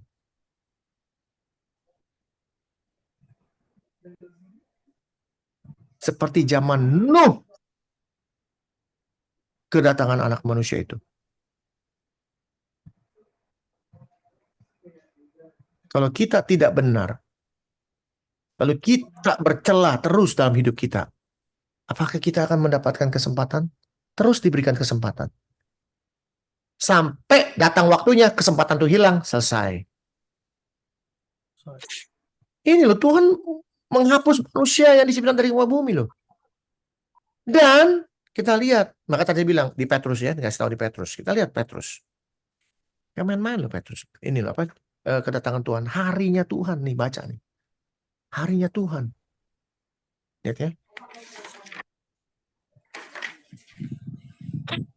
Yang terutama harus kamu ketahui ialah pada hari zaman akhir akan tampil pengejek-pengejek dengan ejek-ejekannya, yaitu orang yang hidup menuruti hawa nafsu.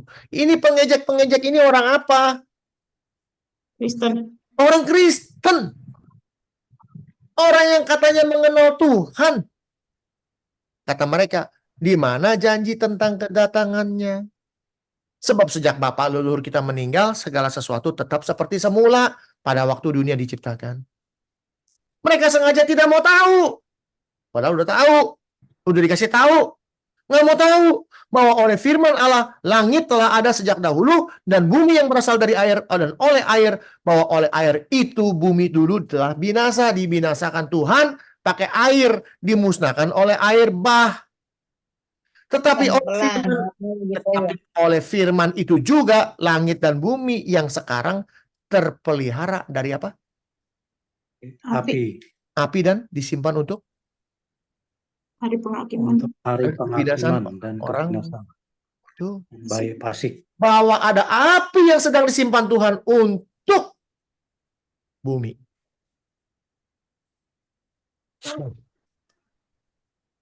Bukan air lagi. Air aja sudah dahsyat, ini api turun dari langit, membakar bumi ini. Pertanyaan. Kita yang menguduskan diri kita, pada saat hari itu datang, api turun dari langit, apakah kita akan terbakar? Apakah kita akan terbakar? Tidak. Tidak. Kenapa tidak? Kalau kita masih hidup ya, Kita kan hari ini Tuhan datang dengan apinya turun ke bumi ini. Apakah kita akan terbakar? tidak. Tidak. Sama seperti Nuh, pada saat air datang, apakah Nuh tenggelam? Tidak. Tidak. Tidak. Tuhan sisain. Api itu tidak akan membakar kita, tapi buat orang-orang fasik, apakah akan terbakar? Terbakar. Bakar. Semua. Ya. Akan tetapi saudara-saudaraku yang kekasih, yang satu ini tidak boleh kamu lupakan, yaitu bahwa di hadapan Tuhan 1 hari sama dengan 1000 tahun, dan 1000 tahun sama seperti 1 hari. Tuhan tidak lalai menepati janjinya. Sekalipun ada orang yang menganggapnya sebagai kelalaian, Tuhan dianggap lalai. Mana Tuhan katanya mau datang, tapi sekarang datang-datang, udah 6000 tahun. Ia sabar terhadap kamu. Kenapa? Karena ia menghendaki supaya jangan ada yang Binasa. Binasa. Tuhan bilang, aku berikan waktu 120 tahun buat kamu untuk bertobat. Karena dalam waktu 120 tahun, bumi akan dihancurkan oleh air. Tidak ada satu juga disebut. Melainkan supaya semua orang berbalik dan bertobat. Semua orang. Tuh.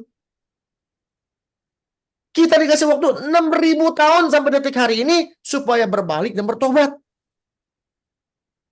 Yang ada kita diejek-ejek. Kalau yang ngejek agama lain mah nggak pusing. Yang ngejek saudara seiman.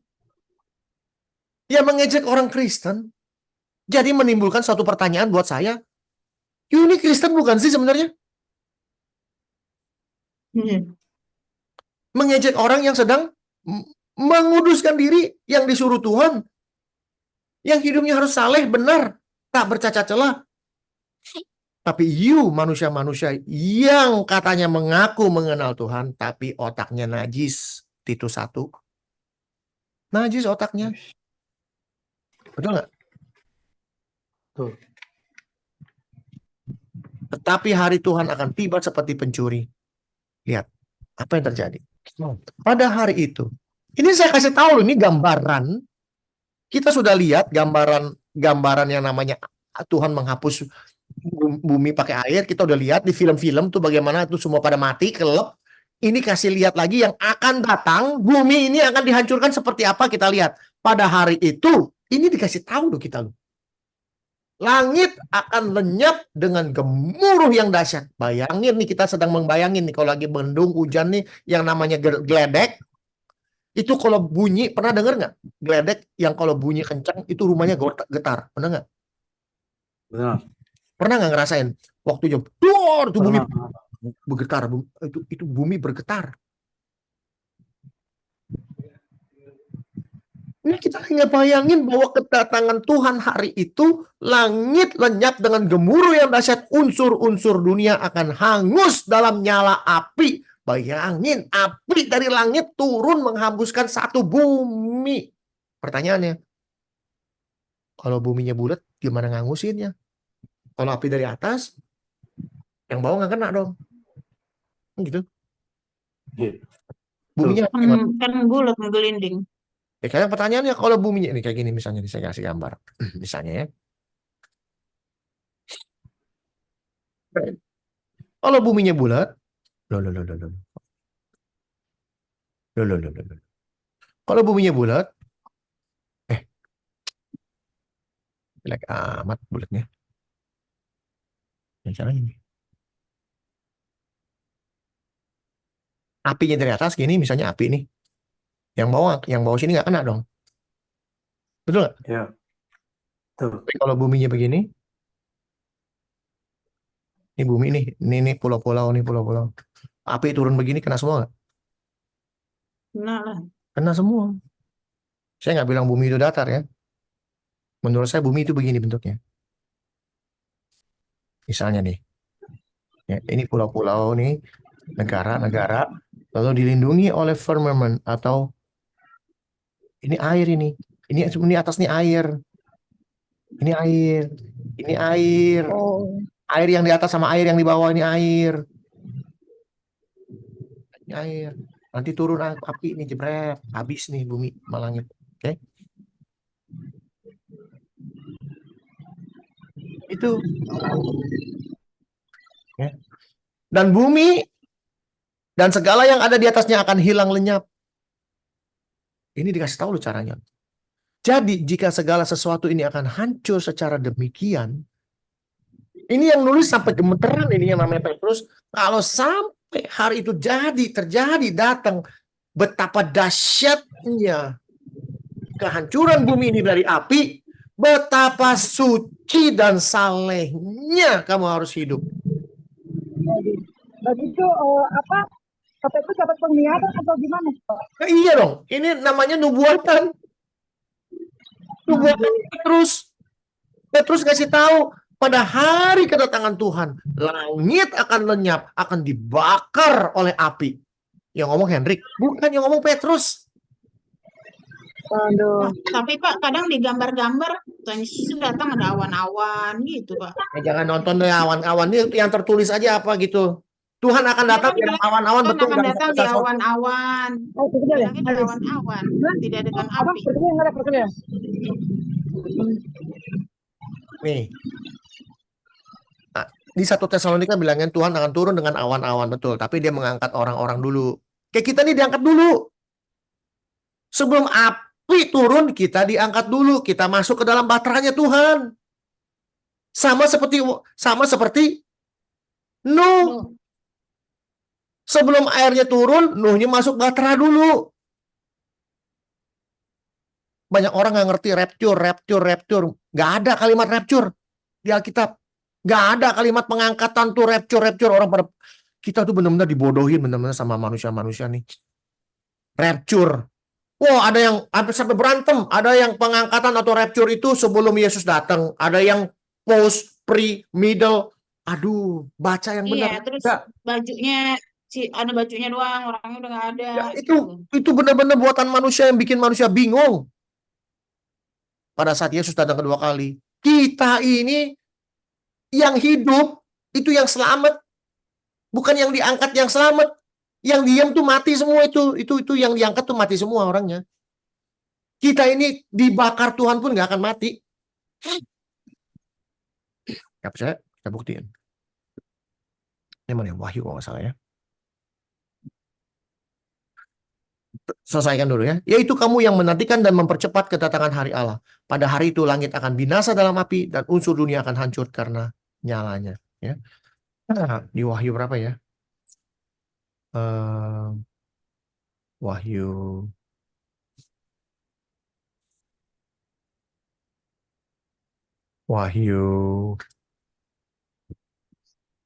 Berarti bukannya itu Pak, katanya kan ya seperti orang lah banyak bilang rapture lah, hilang satu-satu, lagi ngobrol, ya tahu-tahu satu enggak udah lah. diangkat. Lihat nih. Oke.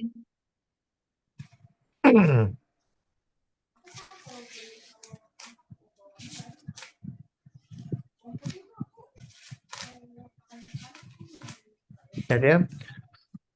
Ketika anak domba itu membuka materai ke-6, sesungguhnya terjadi gempa bumi yang dahsyat, matahari menjadi hitam bagaikan karung rambut dan bulan menjadi merah seluruhnya bagaikan darah. Dan bintang-bintang di langit berjatuhan ke atas bumi bagaikan pohon ara menggugurkan buah-buahnya yang mentah apabila digoncangkan angin dan kencang. Maka menyusutlah langit bagaikan gulungan kitab tergulung, tergeserlah gunung dan pulau-pulau dan tempatnya dan raja-raja di bumi dan pembesar-besar bla bla bla bla bla bla bla bersembunyi dalam gua-gua dan celah-celah batu karang. Dan mereka berkata kepada gunung, runtuhlah menimpa kami dan sembunyikanlah kami terhadap dia yang duduk di atas tahta dan terhadap murka anak domba. Dia datang dengan api. Sebab sudah tiba hari besar murka mereka dan siapakah yang dapat bertahan. Tuhan datang dengan api, pertanyaannya siapa yang bisa bertahan? Ya, yang percayalah. Kita baca lanjutannya. Belum selesai. Kemudian daripada itu, kalau ngomong kemudian berarti ayat selanjutnya. Betul? Ada kemudian daripada itu artinya ayat sebelumnya siapa yang dapat bertahan? Dikasih tahu orang-orang yang bertahan itu adalah nih bla bla bla bla. Janganlah merusak bumi atau laut atau pohon sebelum kami memateraikan hamba-hamba Allah kami pada dahi mereka. Artinya apa? Sebelum semuanya terjadi, kita akan dimateraikan dulu sama Tuhan. Bagaimana caranya Pak dimateraikan? Dimaterai artinya apa? Kita hidup kudus dan benar. Itulah materainya Tuhan. Itulah tandanya Tuhan. Kenapa? Lihat. Sudah disebut di dalam Ulangan. Nih. Maka kamu juga harus mengikatnya sebagai tanda pada tanganmu dan harus jadi lambang di dahimu. Inilah materainya Tuhan. Firman Tuhan harus ada di kepala kita. Itu materainya Tuhan. Firman Tuhan itu materai. Sehingga pada saat kedatangan Tuhan, siapa yang bisa bertahan? Kita yang bisa bertahan. Karena kita mengerti, inilah waktu yang saya tunggu-tunggu, Tuhan datang, haleluya. Tapi orang-orang yang fasik, orang-orang yang nggak benar hidupnya, orang-orang Kristen yang mengejek-ngejek bahwa kita sok-sok kudus, sok ini segala macam, akan kita ketawain. Beneran. Firman Tuhan mengatakan kita akan tertawa terhadap manusia-manusia jahat ini.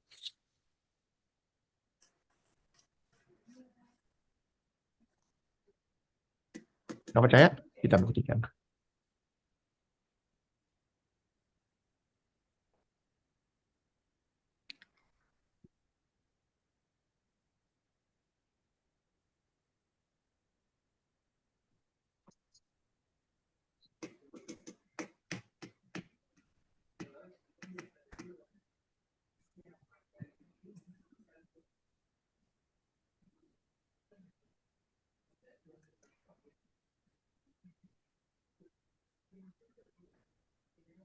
Mana tuh?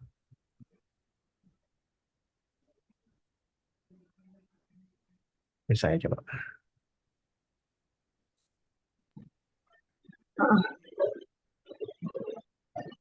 Pak Hendrik itu apa?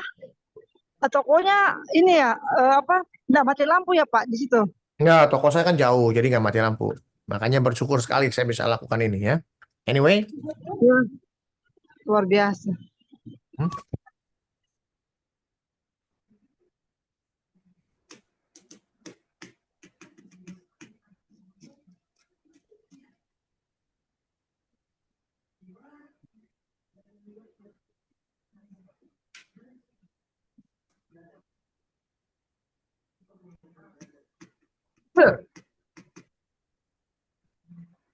Lukas deh.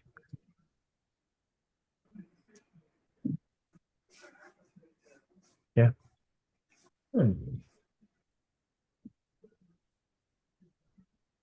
Ucapan bahagia. Berbahagialah kamu yang miskin di hadapan Allah karena kamu yang punya kerajaan Allah. Berbahagialah kamu yang sekarang ini lapar karena kamu akan dipuaskan. Ini laparnya laparkan firman Tuhan, kamu akan dipuaskan. Berbahagialah kamu yang sekarang ini menangis. Menangis menantikan kedatangan Tuhan.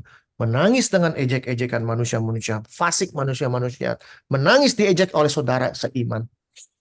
Karena kamu akan tertawa. Kita akan menertawakan manusia-manusia ini. Oke? Lanjut. Inilah riwayat Nuh, orang yang benar dan tidak bercela di antara orang berzamannya. Dan Nuh itu hidup bergaul dengan Allah. Lalu Nuh memperanakan 3 orang laki-laki, Sem, Ham, dan Yafet. Adapun bumi itu telah rusak di hadapan Allah dan penuh dengan kekerasan. Allah menilik kita artinya udah melihat habis-habisan, diobservasi habis-habisan. Bumi itu sungguh rusak benar, rusak, amburadul, hancur. Pertanyaannya, zaman sekarang bumi hancur nggak? Bumi rusak nggak? Bapak Ibu? Rusak.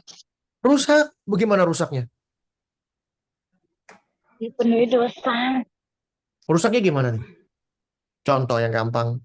Laki-laki mau sama laki-laki. Perempuan sama mau perempuan. Yang laki bilang saya bukan laki, saya perempuan. Yang perempuan bilang saya bukan perempuan, saya laki-laki. Orang dikena tampar sedikit, kena ngoceh sedikit, berantem, bunuh orang. Wah, kejahatan itu makin hari bukan makin benar, makin gak benar, betul?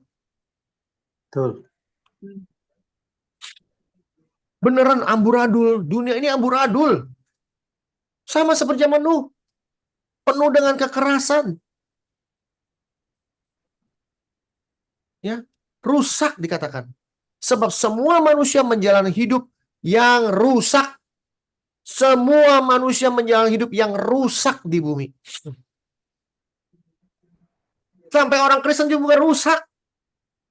Dirusak sama siapa? Sama orang Kristen juga.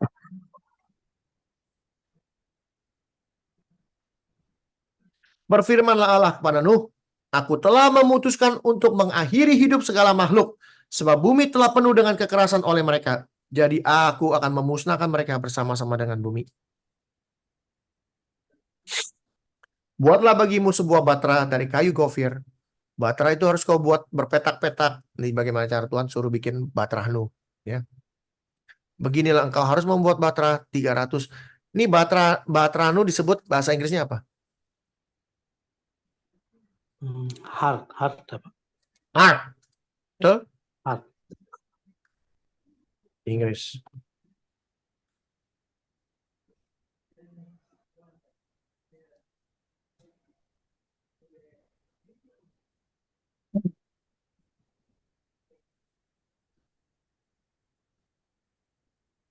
The length of the ark. Betul ark?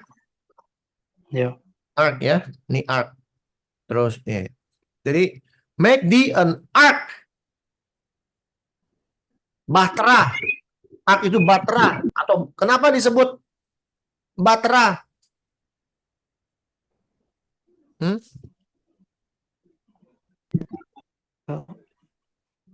Ya karena Untuk menyelamatkan manusia. Tuhan, Pak. Bina. Kenapa?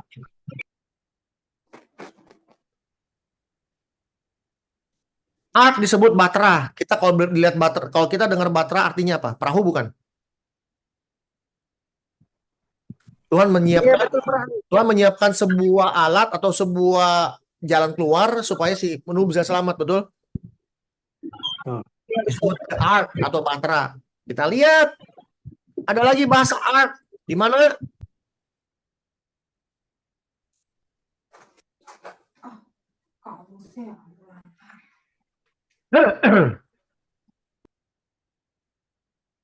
Lihat. And they shall make an ark of a shittim wood. Nah, kok ada lagi ark? Ini apa nih? Ark apa nih?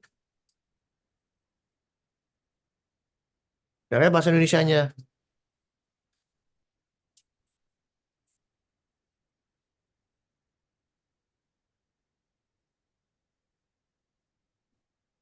Mengenai tabut perjanjian. Haruslah mereka membuat tabut dari kayu penanga. Artinya ark itu disebut tabut. Tabut perjanjian, the ark of the covenant. Betul? Ini tabut perjanjian bahasa Inggrisnya the ark of covenant. Kenapa nggak disebut bahtera perjanjian? Betul? Bisa kepikir kenapa larinya ke sana saya? Mikir. Kenapa saya bicara mengenai tabut perjanjian? Di zaman Nuh, Tuhan memberikan sebuah tabut yang besar, namanya bahtera. Padahal itu tabut. Tuhan menyelamatkan manusia karena manusia benar hidupnya. Baru bisa masuk ke dalam tabut perjanjiannya. Tuhan memberikan tabut perjanjian. Isinya apa tabut perjanjian? Ayo Bapak Ibu. Isinya tabut perjanjian apa?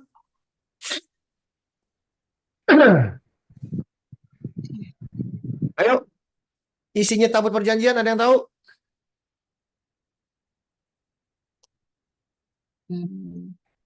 Mana Pak?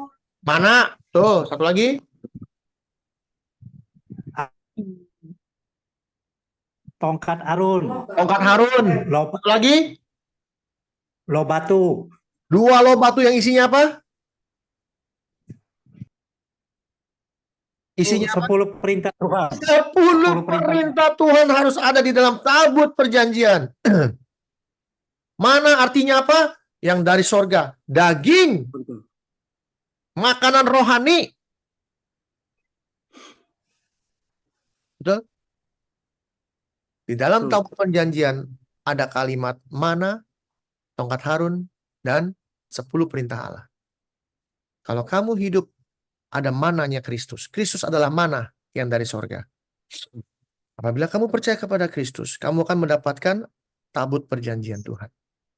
Bukan tabut, apa namanya? Tongkatnya Harun. Tongkatnya Harun, tongkatnya apa itu artinya? Apa arti tongkat Harun?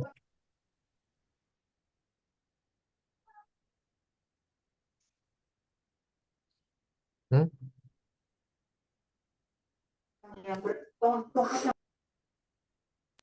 Pertumbuhan, Pak. Tunas.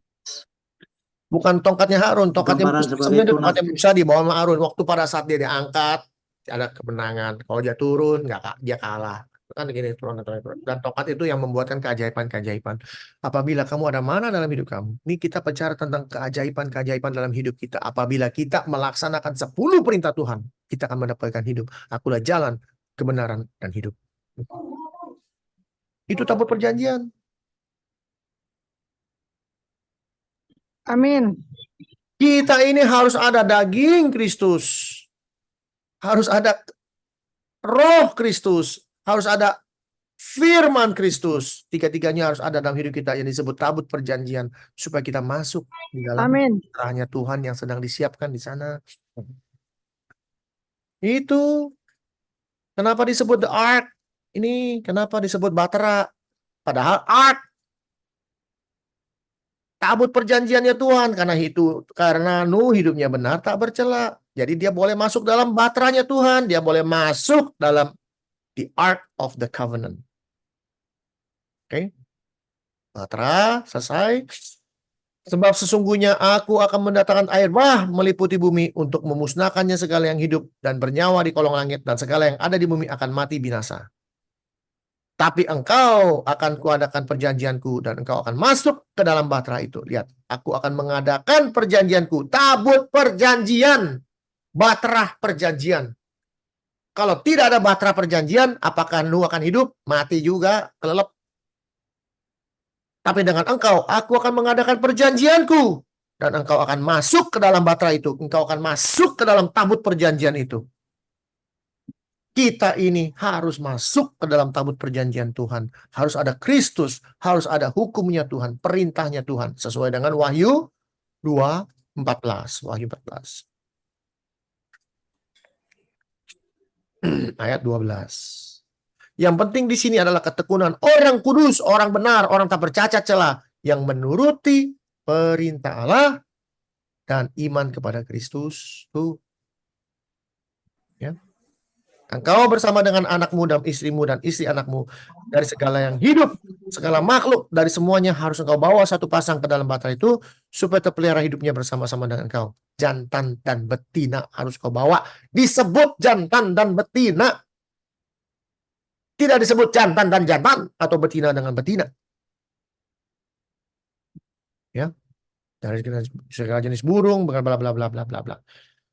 Dan engkau bawalah bagimu segala apa yang dapat dimakan, kumpulkanlah itu padamu untuk menjadi makanan bagimu dan bagi mereka. Lalu Nuh melakukan semuanya itu. Kalau cuma melakukan semuanya itu biasa saja. Nuh melakukan semuanya itu yang disuruh Tuhan itu biasa saja. Tapi ada kalimat yang keren. Tepat. Seperti yang diperintahkan Allah kepadanya. Demikian dilakukan. Kalau nggak penting nggak mungkin ditulis.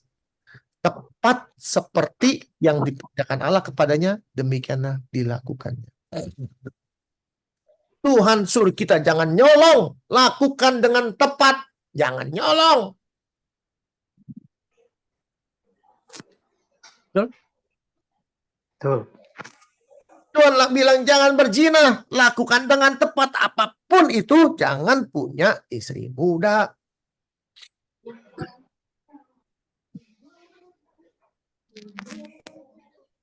Tuhan bilang jangan mengingini. Lakukanlah dengan tepat. Supaya apa? Supaya kita bisa masuk ke dalam tabut perjanjiannya dia. Tuhan memberikan janjinya dari mula sampai akhir zaman. Kita yang berpegang kepada janjinya dia. Kita yang berpegang kepada perintahnya dia.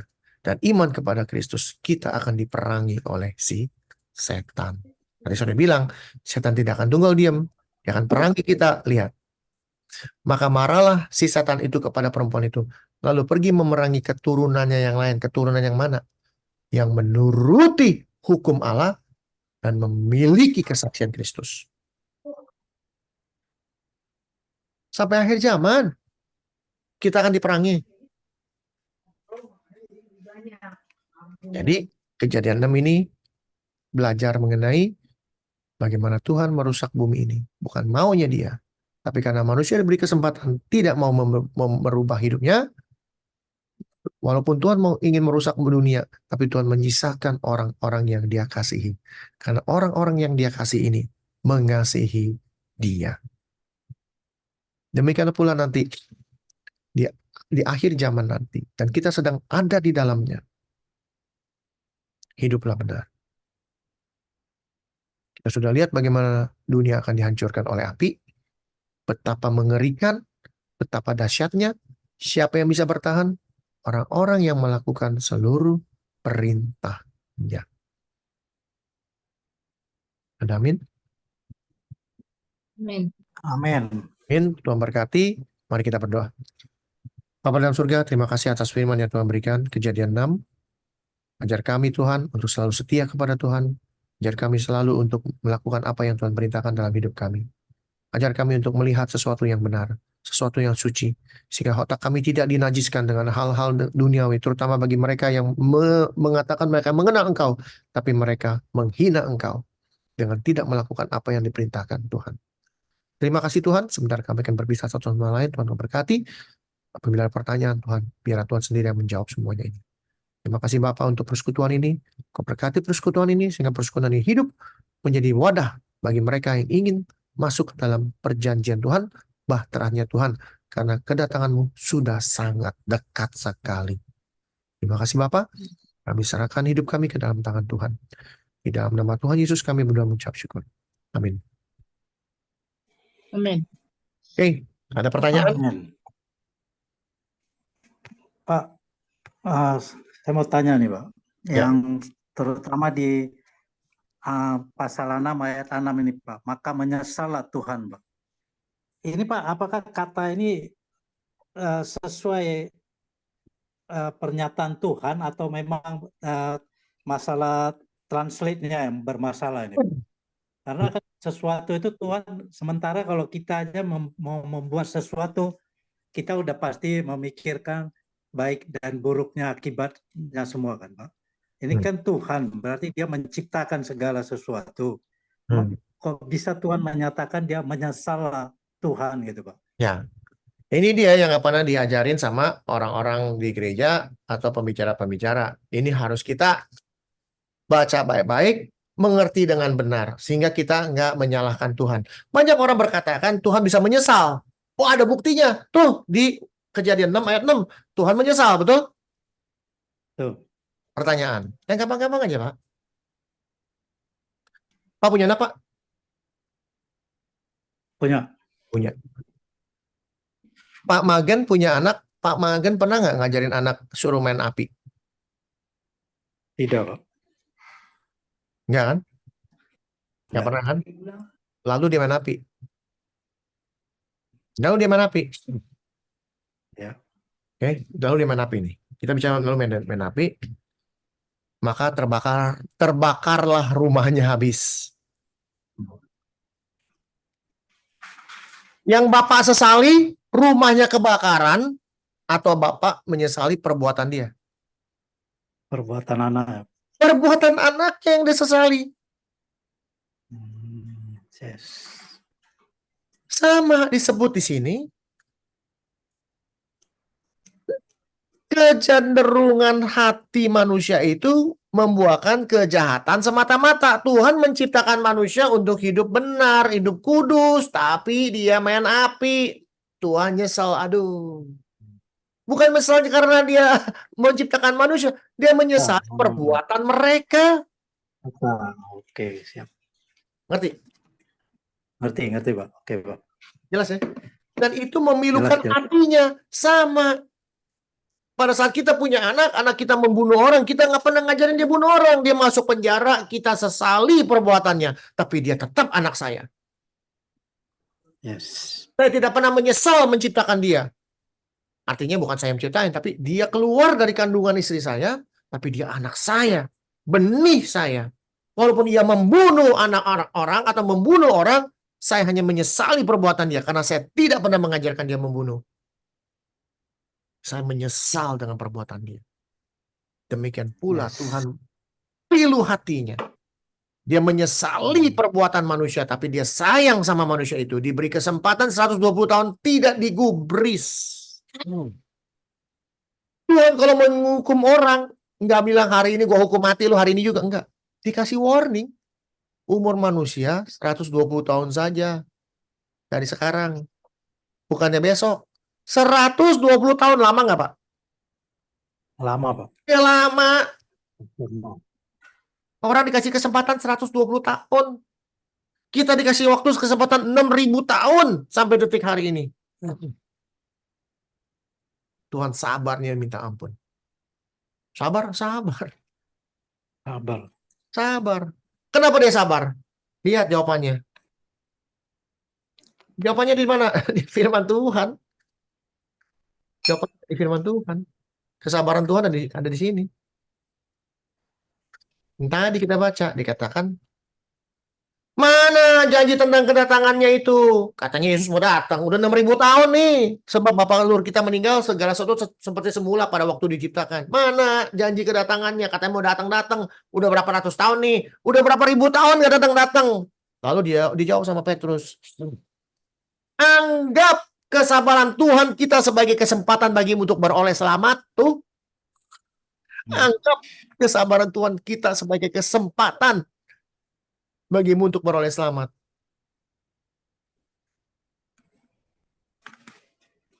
Ya. Ya, Pak. Bayangin tuh. Tuhan tidak pernah lalai menepati janjinya. Kalau dia bilang dia bakar, dia bakar. Cuma masalahnya dia nggak bilang besok. Tapi dia kasih waktu. Kenapa? Kalau orang anggap Tuhan lalai, tapi dia sabar terhadap kamu.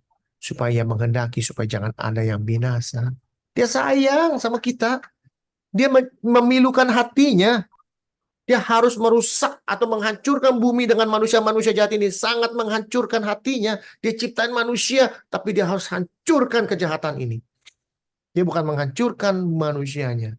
Dia mau hancurkan kejahatannya. Jelas, Pak? Jelas, Pak. Jelas. Beda dengan apa yang diajarkan orang, betul? Betul, beda, Pak. Kalau kita sudah mengerti siapa Tuhan kita sudah beda melihat Tuhan bagaimana. Kalau dibilang Tuhan menyesal tuh, kita sedang menyalahkan Tuhan. Tuhan tidak pernah bisa disalahkan. Amin.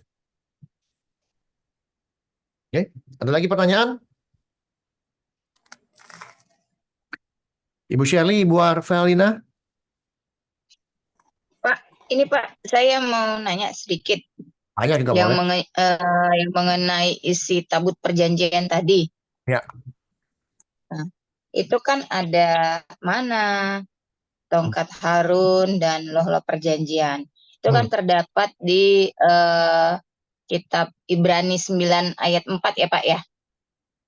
Nah, di sini saya kurang paham itu yang dimaksud dengan buli-buli emas berisi mana itu seperti apa ya? Buli-buli itu serpihan apa gimana ya Pak ya? Ibrani 9 ayat? Ibrani 9 ayat 4. Oke.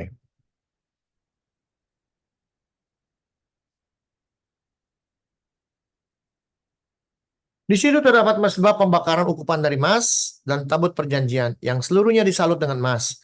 Dalam tabut perjanjian itu tersimpan buli-buli emas berisi mana, tongkat Harun, Lolo batu kita bacanya ya yang gampang bahasanya nih, pakai bahasa yang mudah dibaca. Ayat 4. Di dalam tempat Maha Kudus ada altar yang terbuat dari emas untuk membakar kemenyan dan juga ada kotak perjanjian, tabut perjanjian yang dilapisi dengan emas. Jadi yang namanya tabut perjanjian itu terbuat dari emas, ya. Di dalam kotak perjanjian itu terdapat sebuah kendi emas yang berisi mana, tongkat Harun yang pernah bertunas, dan 2 lempeng batu. Jadi buli-buli itu ada kendi. Ngerti, Bu? Jadi Ya. di dalam kendi itu dalamnya ada mana, ada tongkat, ada 2 loh batu. Disimpan di dalam buli-buli. Buli-buli itu kendi ternyata. Jelas nggak? Hmm, Jelas nggak? jelas Pak. Jelas ya? Jadi, Terus tongkat Harun yang dimaksud di sini tongkat Harun yang pernah bertunas, maksudnya kayak bercabang-cabang apa gimana? iya, dia bertunas, bener. Tongkat Harun yang pernah bertunas, betul. Ya, kita lihat ya. Nah, mana tuh?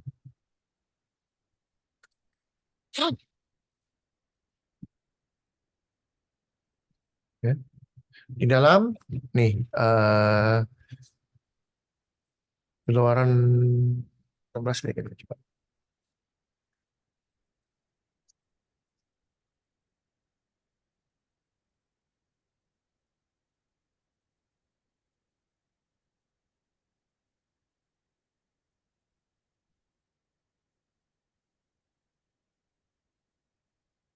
Kan. Coba ulangan 10 ayat 3.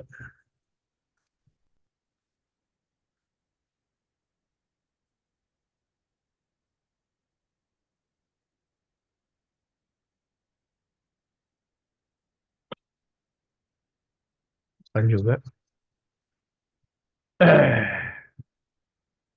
25, 10.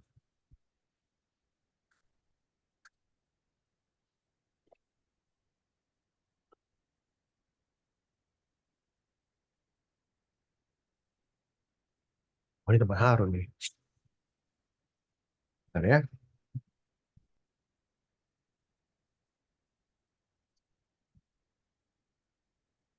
Aduh.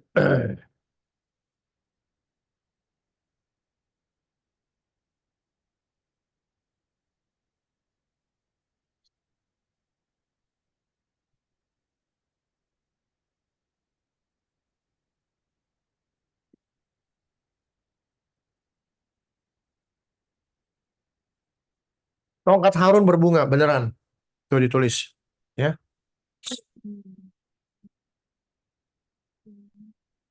Dan orang yang kupilih tongkat, orang itulah akan bertunas. Demikian aku hendak menerangkan sungut-sungut, bla bla bla. Setelah semua berbicara masalah, maka pemimpin memberikan kepadanya 1 tongkat dari setiap pemimpin. Menurut suku-suku mereka lagi nyari pemimpin. Ya. Lalu 12 tongkat, ada 12 suku.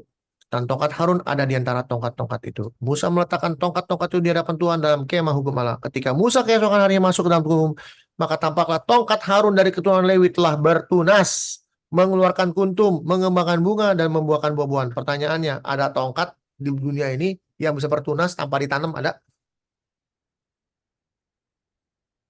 Ada nggak? Tongkat kita taruh aja di mana gitu. Terus tongkatnya bisa berbunga, bisa bertunas gitu. Nggak ada, Pak. Nggak ada. Impossible, Pak. Jadi Nggak ada. Harun itu dipilih Tuhan. Tuhan membuahkan keajaiban. Nah, tongkat itulah yang dipakai, yang ditaruh di dalam. Artinya apa?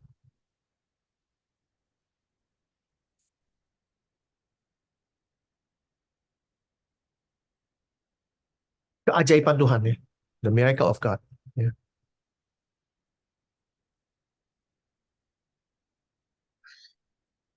Ini manusia bersungut-sungut nih.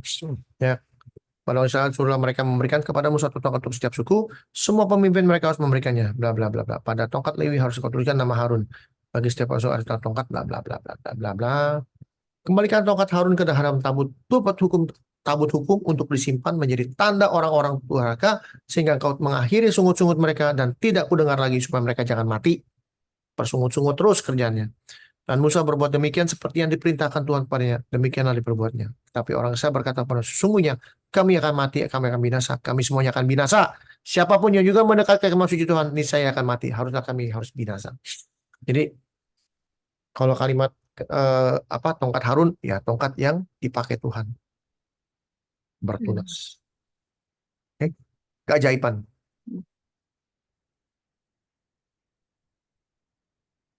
Oke, ada Oke, lagi. oke. Ngerti Bu ya? Jadi di dalam Oke. buli-buli itu dalam kendi yang terbuat dari emas disimpanlah mananya Tuhan, tongkatnya Tuhan, tongkatnya Harun dan 2 loh batu. Oke? Oke, makasih Pak. Yang lain? Ada lagi? Kalau nggak ada kita akan selesai hari ini. Terima kasih buat waktu yang diberikan. Kita akan jumpa lagi minggu depan. Oh, minggu depan tanggal berapa ya? Tanggal minggu depan tanggal 1 ya. 20. 20. Ya, tanggal 20 Mei, Pak. 20 Mei. 20 Mei ya. 20 Mei. 20 Mei masih oke. Saya tanggal 27 itu saya ada di Iya, mau kemana, Pak? 27 saya ada di luar kota, jadi 27 kita akan off dulu ya. Oh iya, baik Pak Hendrik. 27, bukan tanggal 20. 20 ada apa ya? Nggak ada apa-apa. Jadi iya nggak ada apa-apa. Jadi tanggal 20 masih bisa, tanggal 27 yang nggak bisa. 27 saya ada di New Orleans. Ya. Oh iya, baik Pak. Oke. Oke, selamat hari Senin, selamat istirahat, Tuhan memberkati kita semua. Ya, Terima makasih banyak kasih Pak Pak Hendri. Hendri. Tuhan memberkati ya. Baik. Oke, Ya, bye-bye. makasih, Tuhan berkati. Oke, Semuanya. makasih Pak Hendri Terima atas kasih. ilmunya.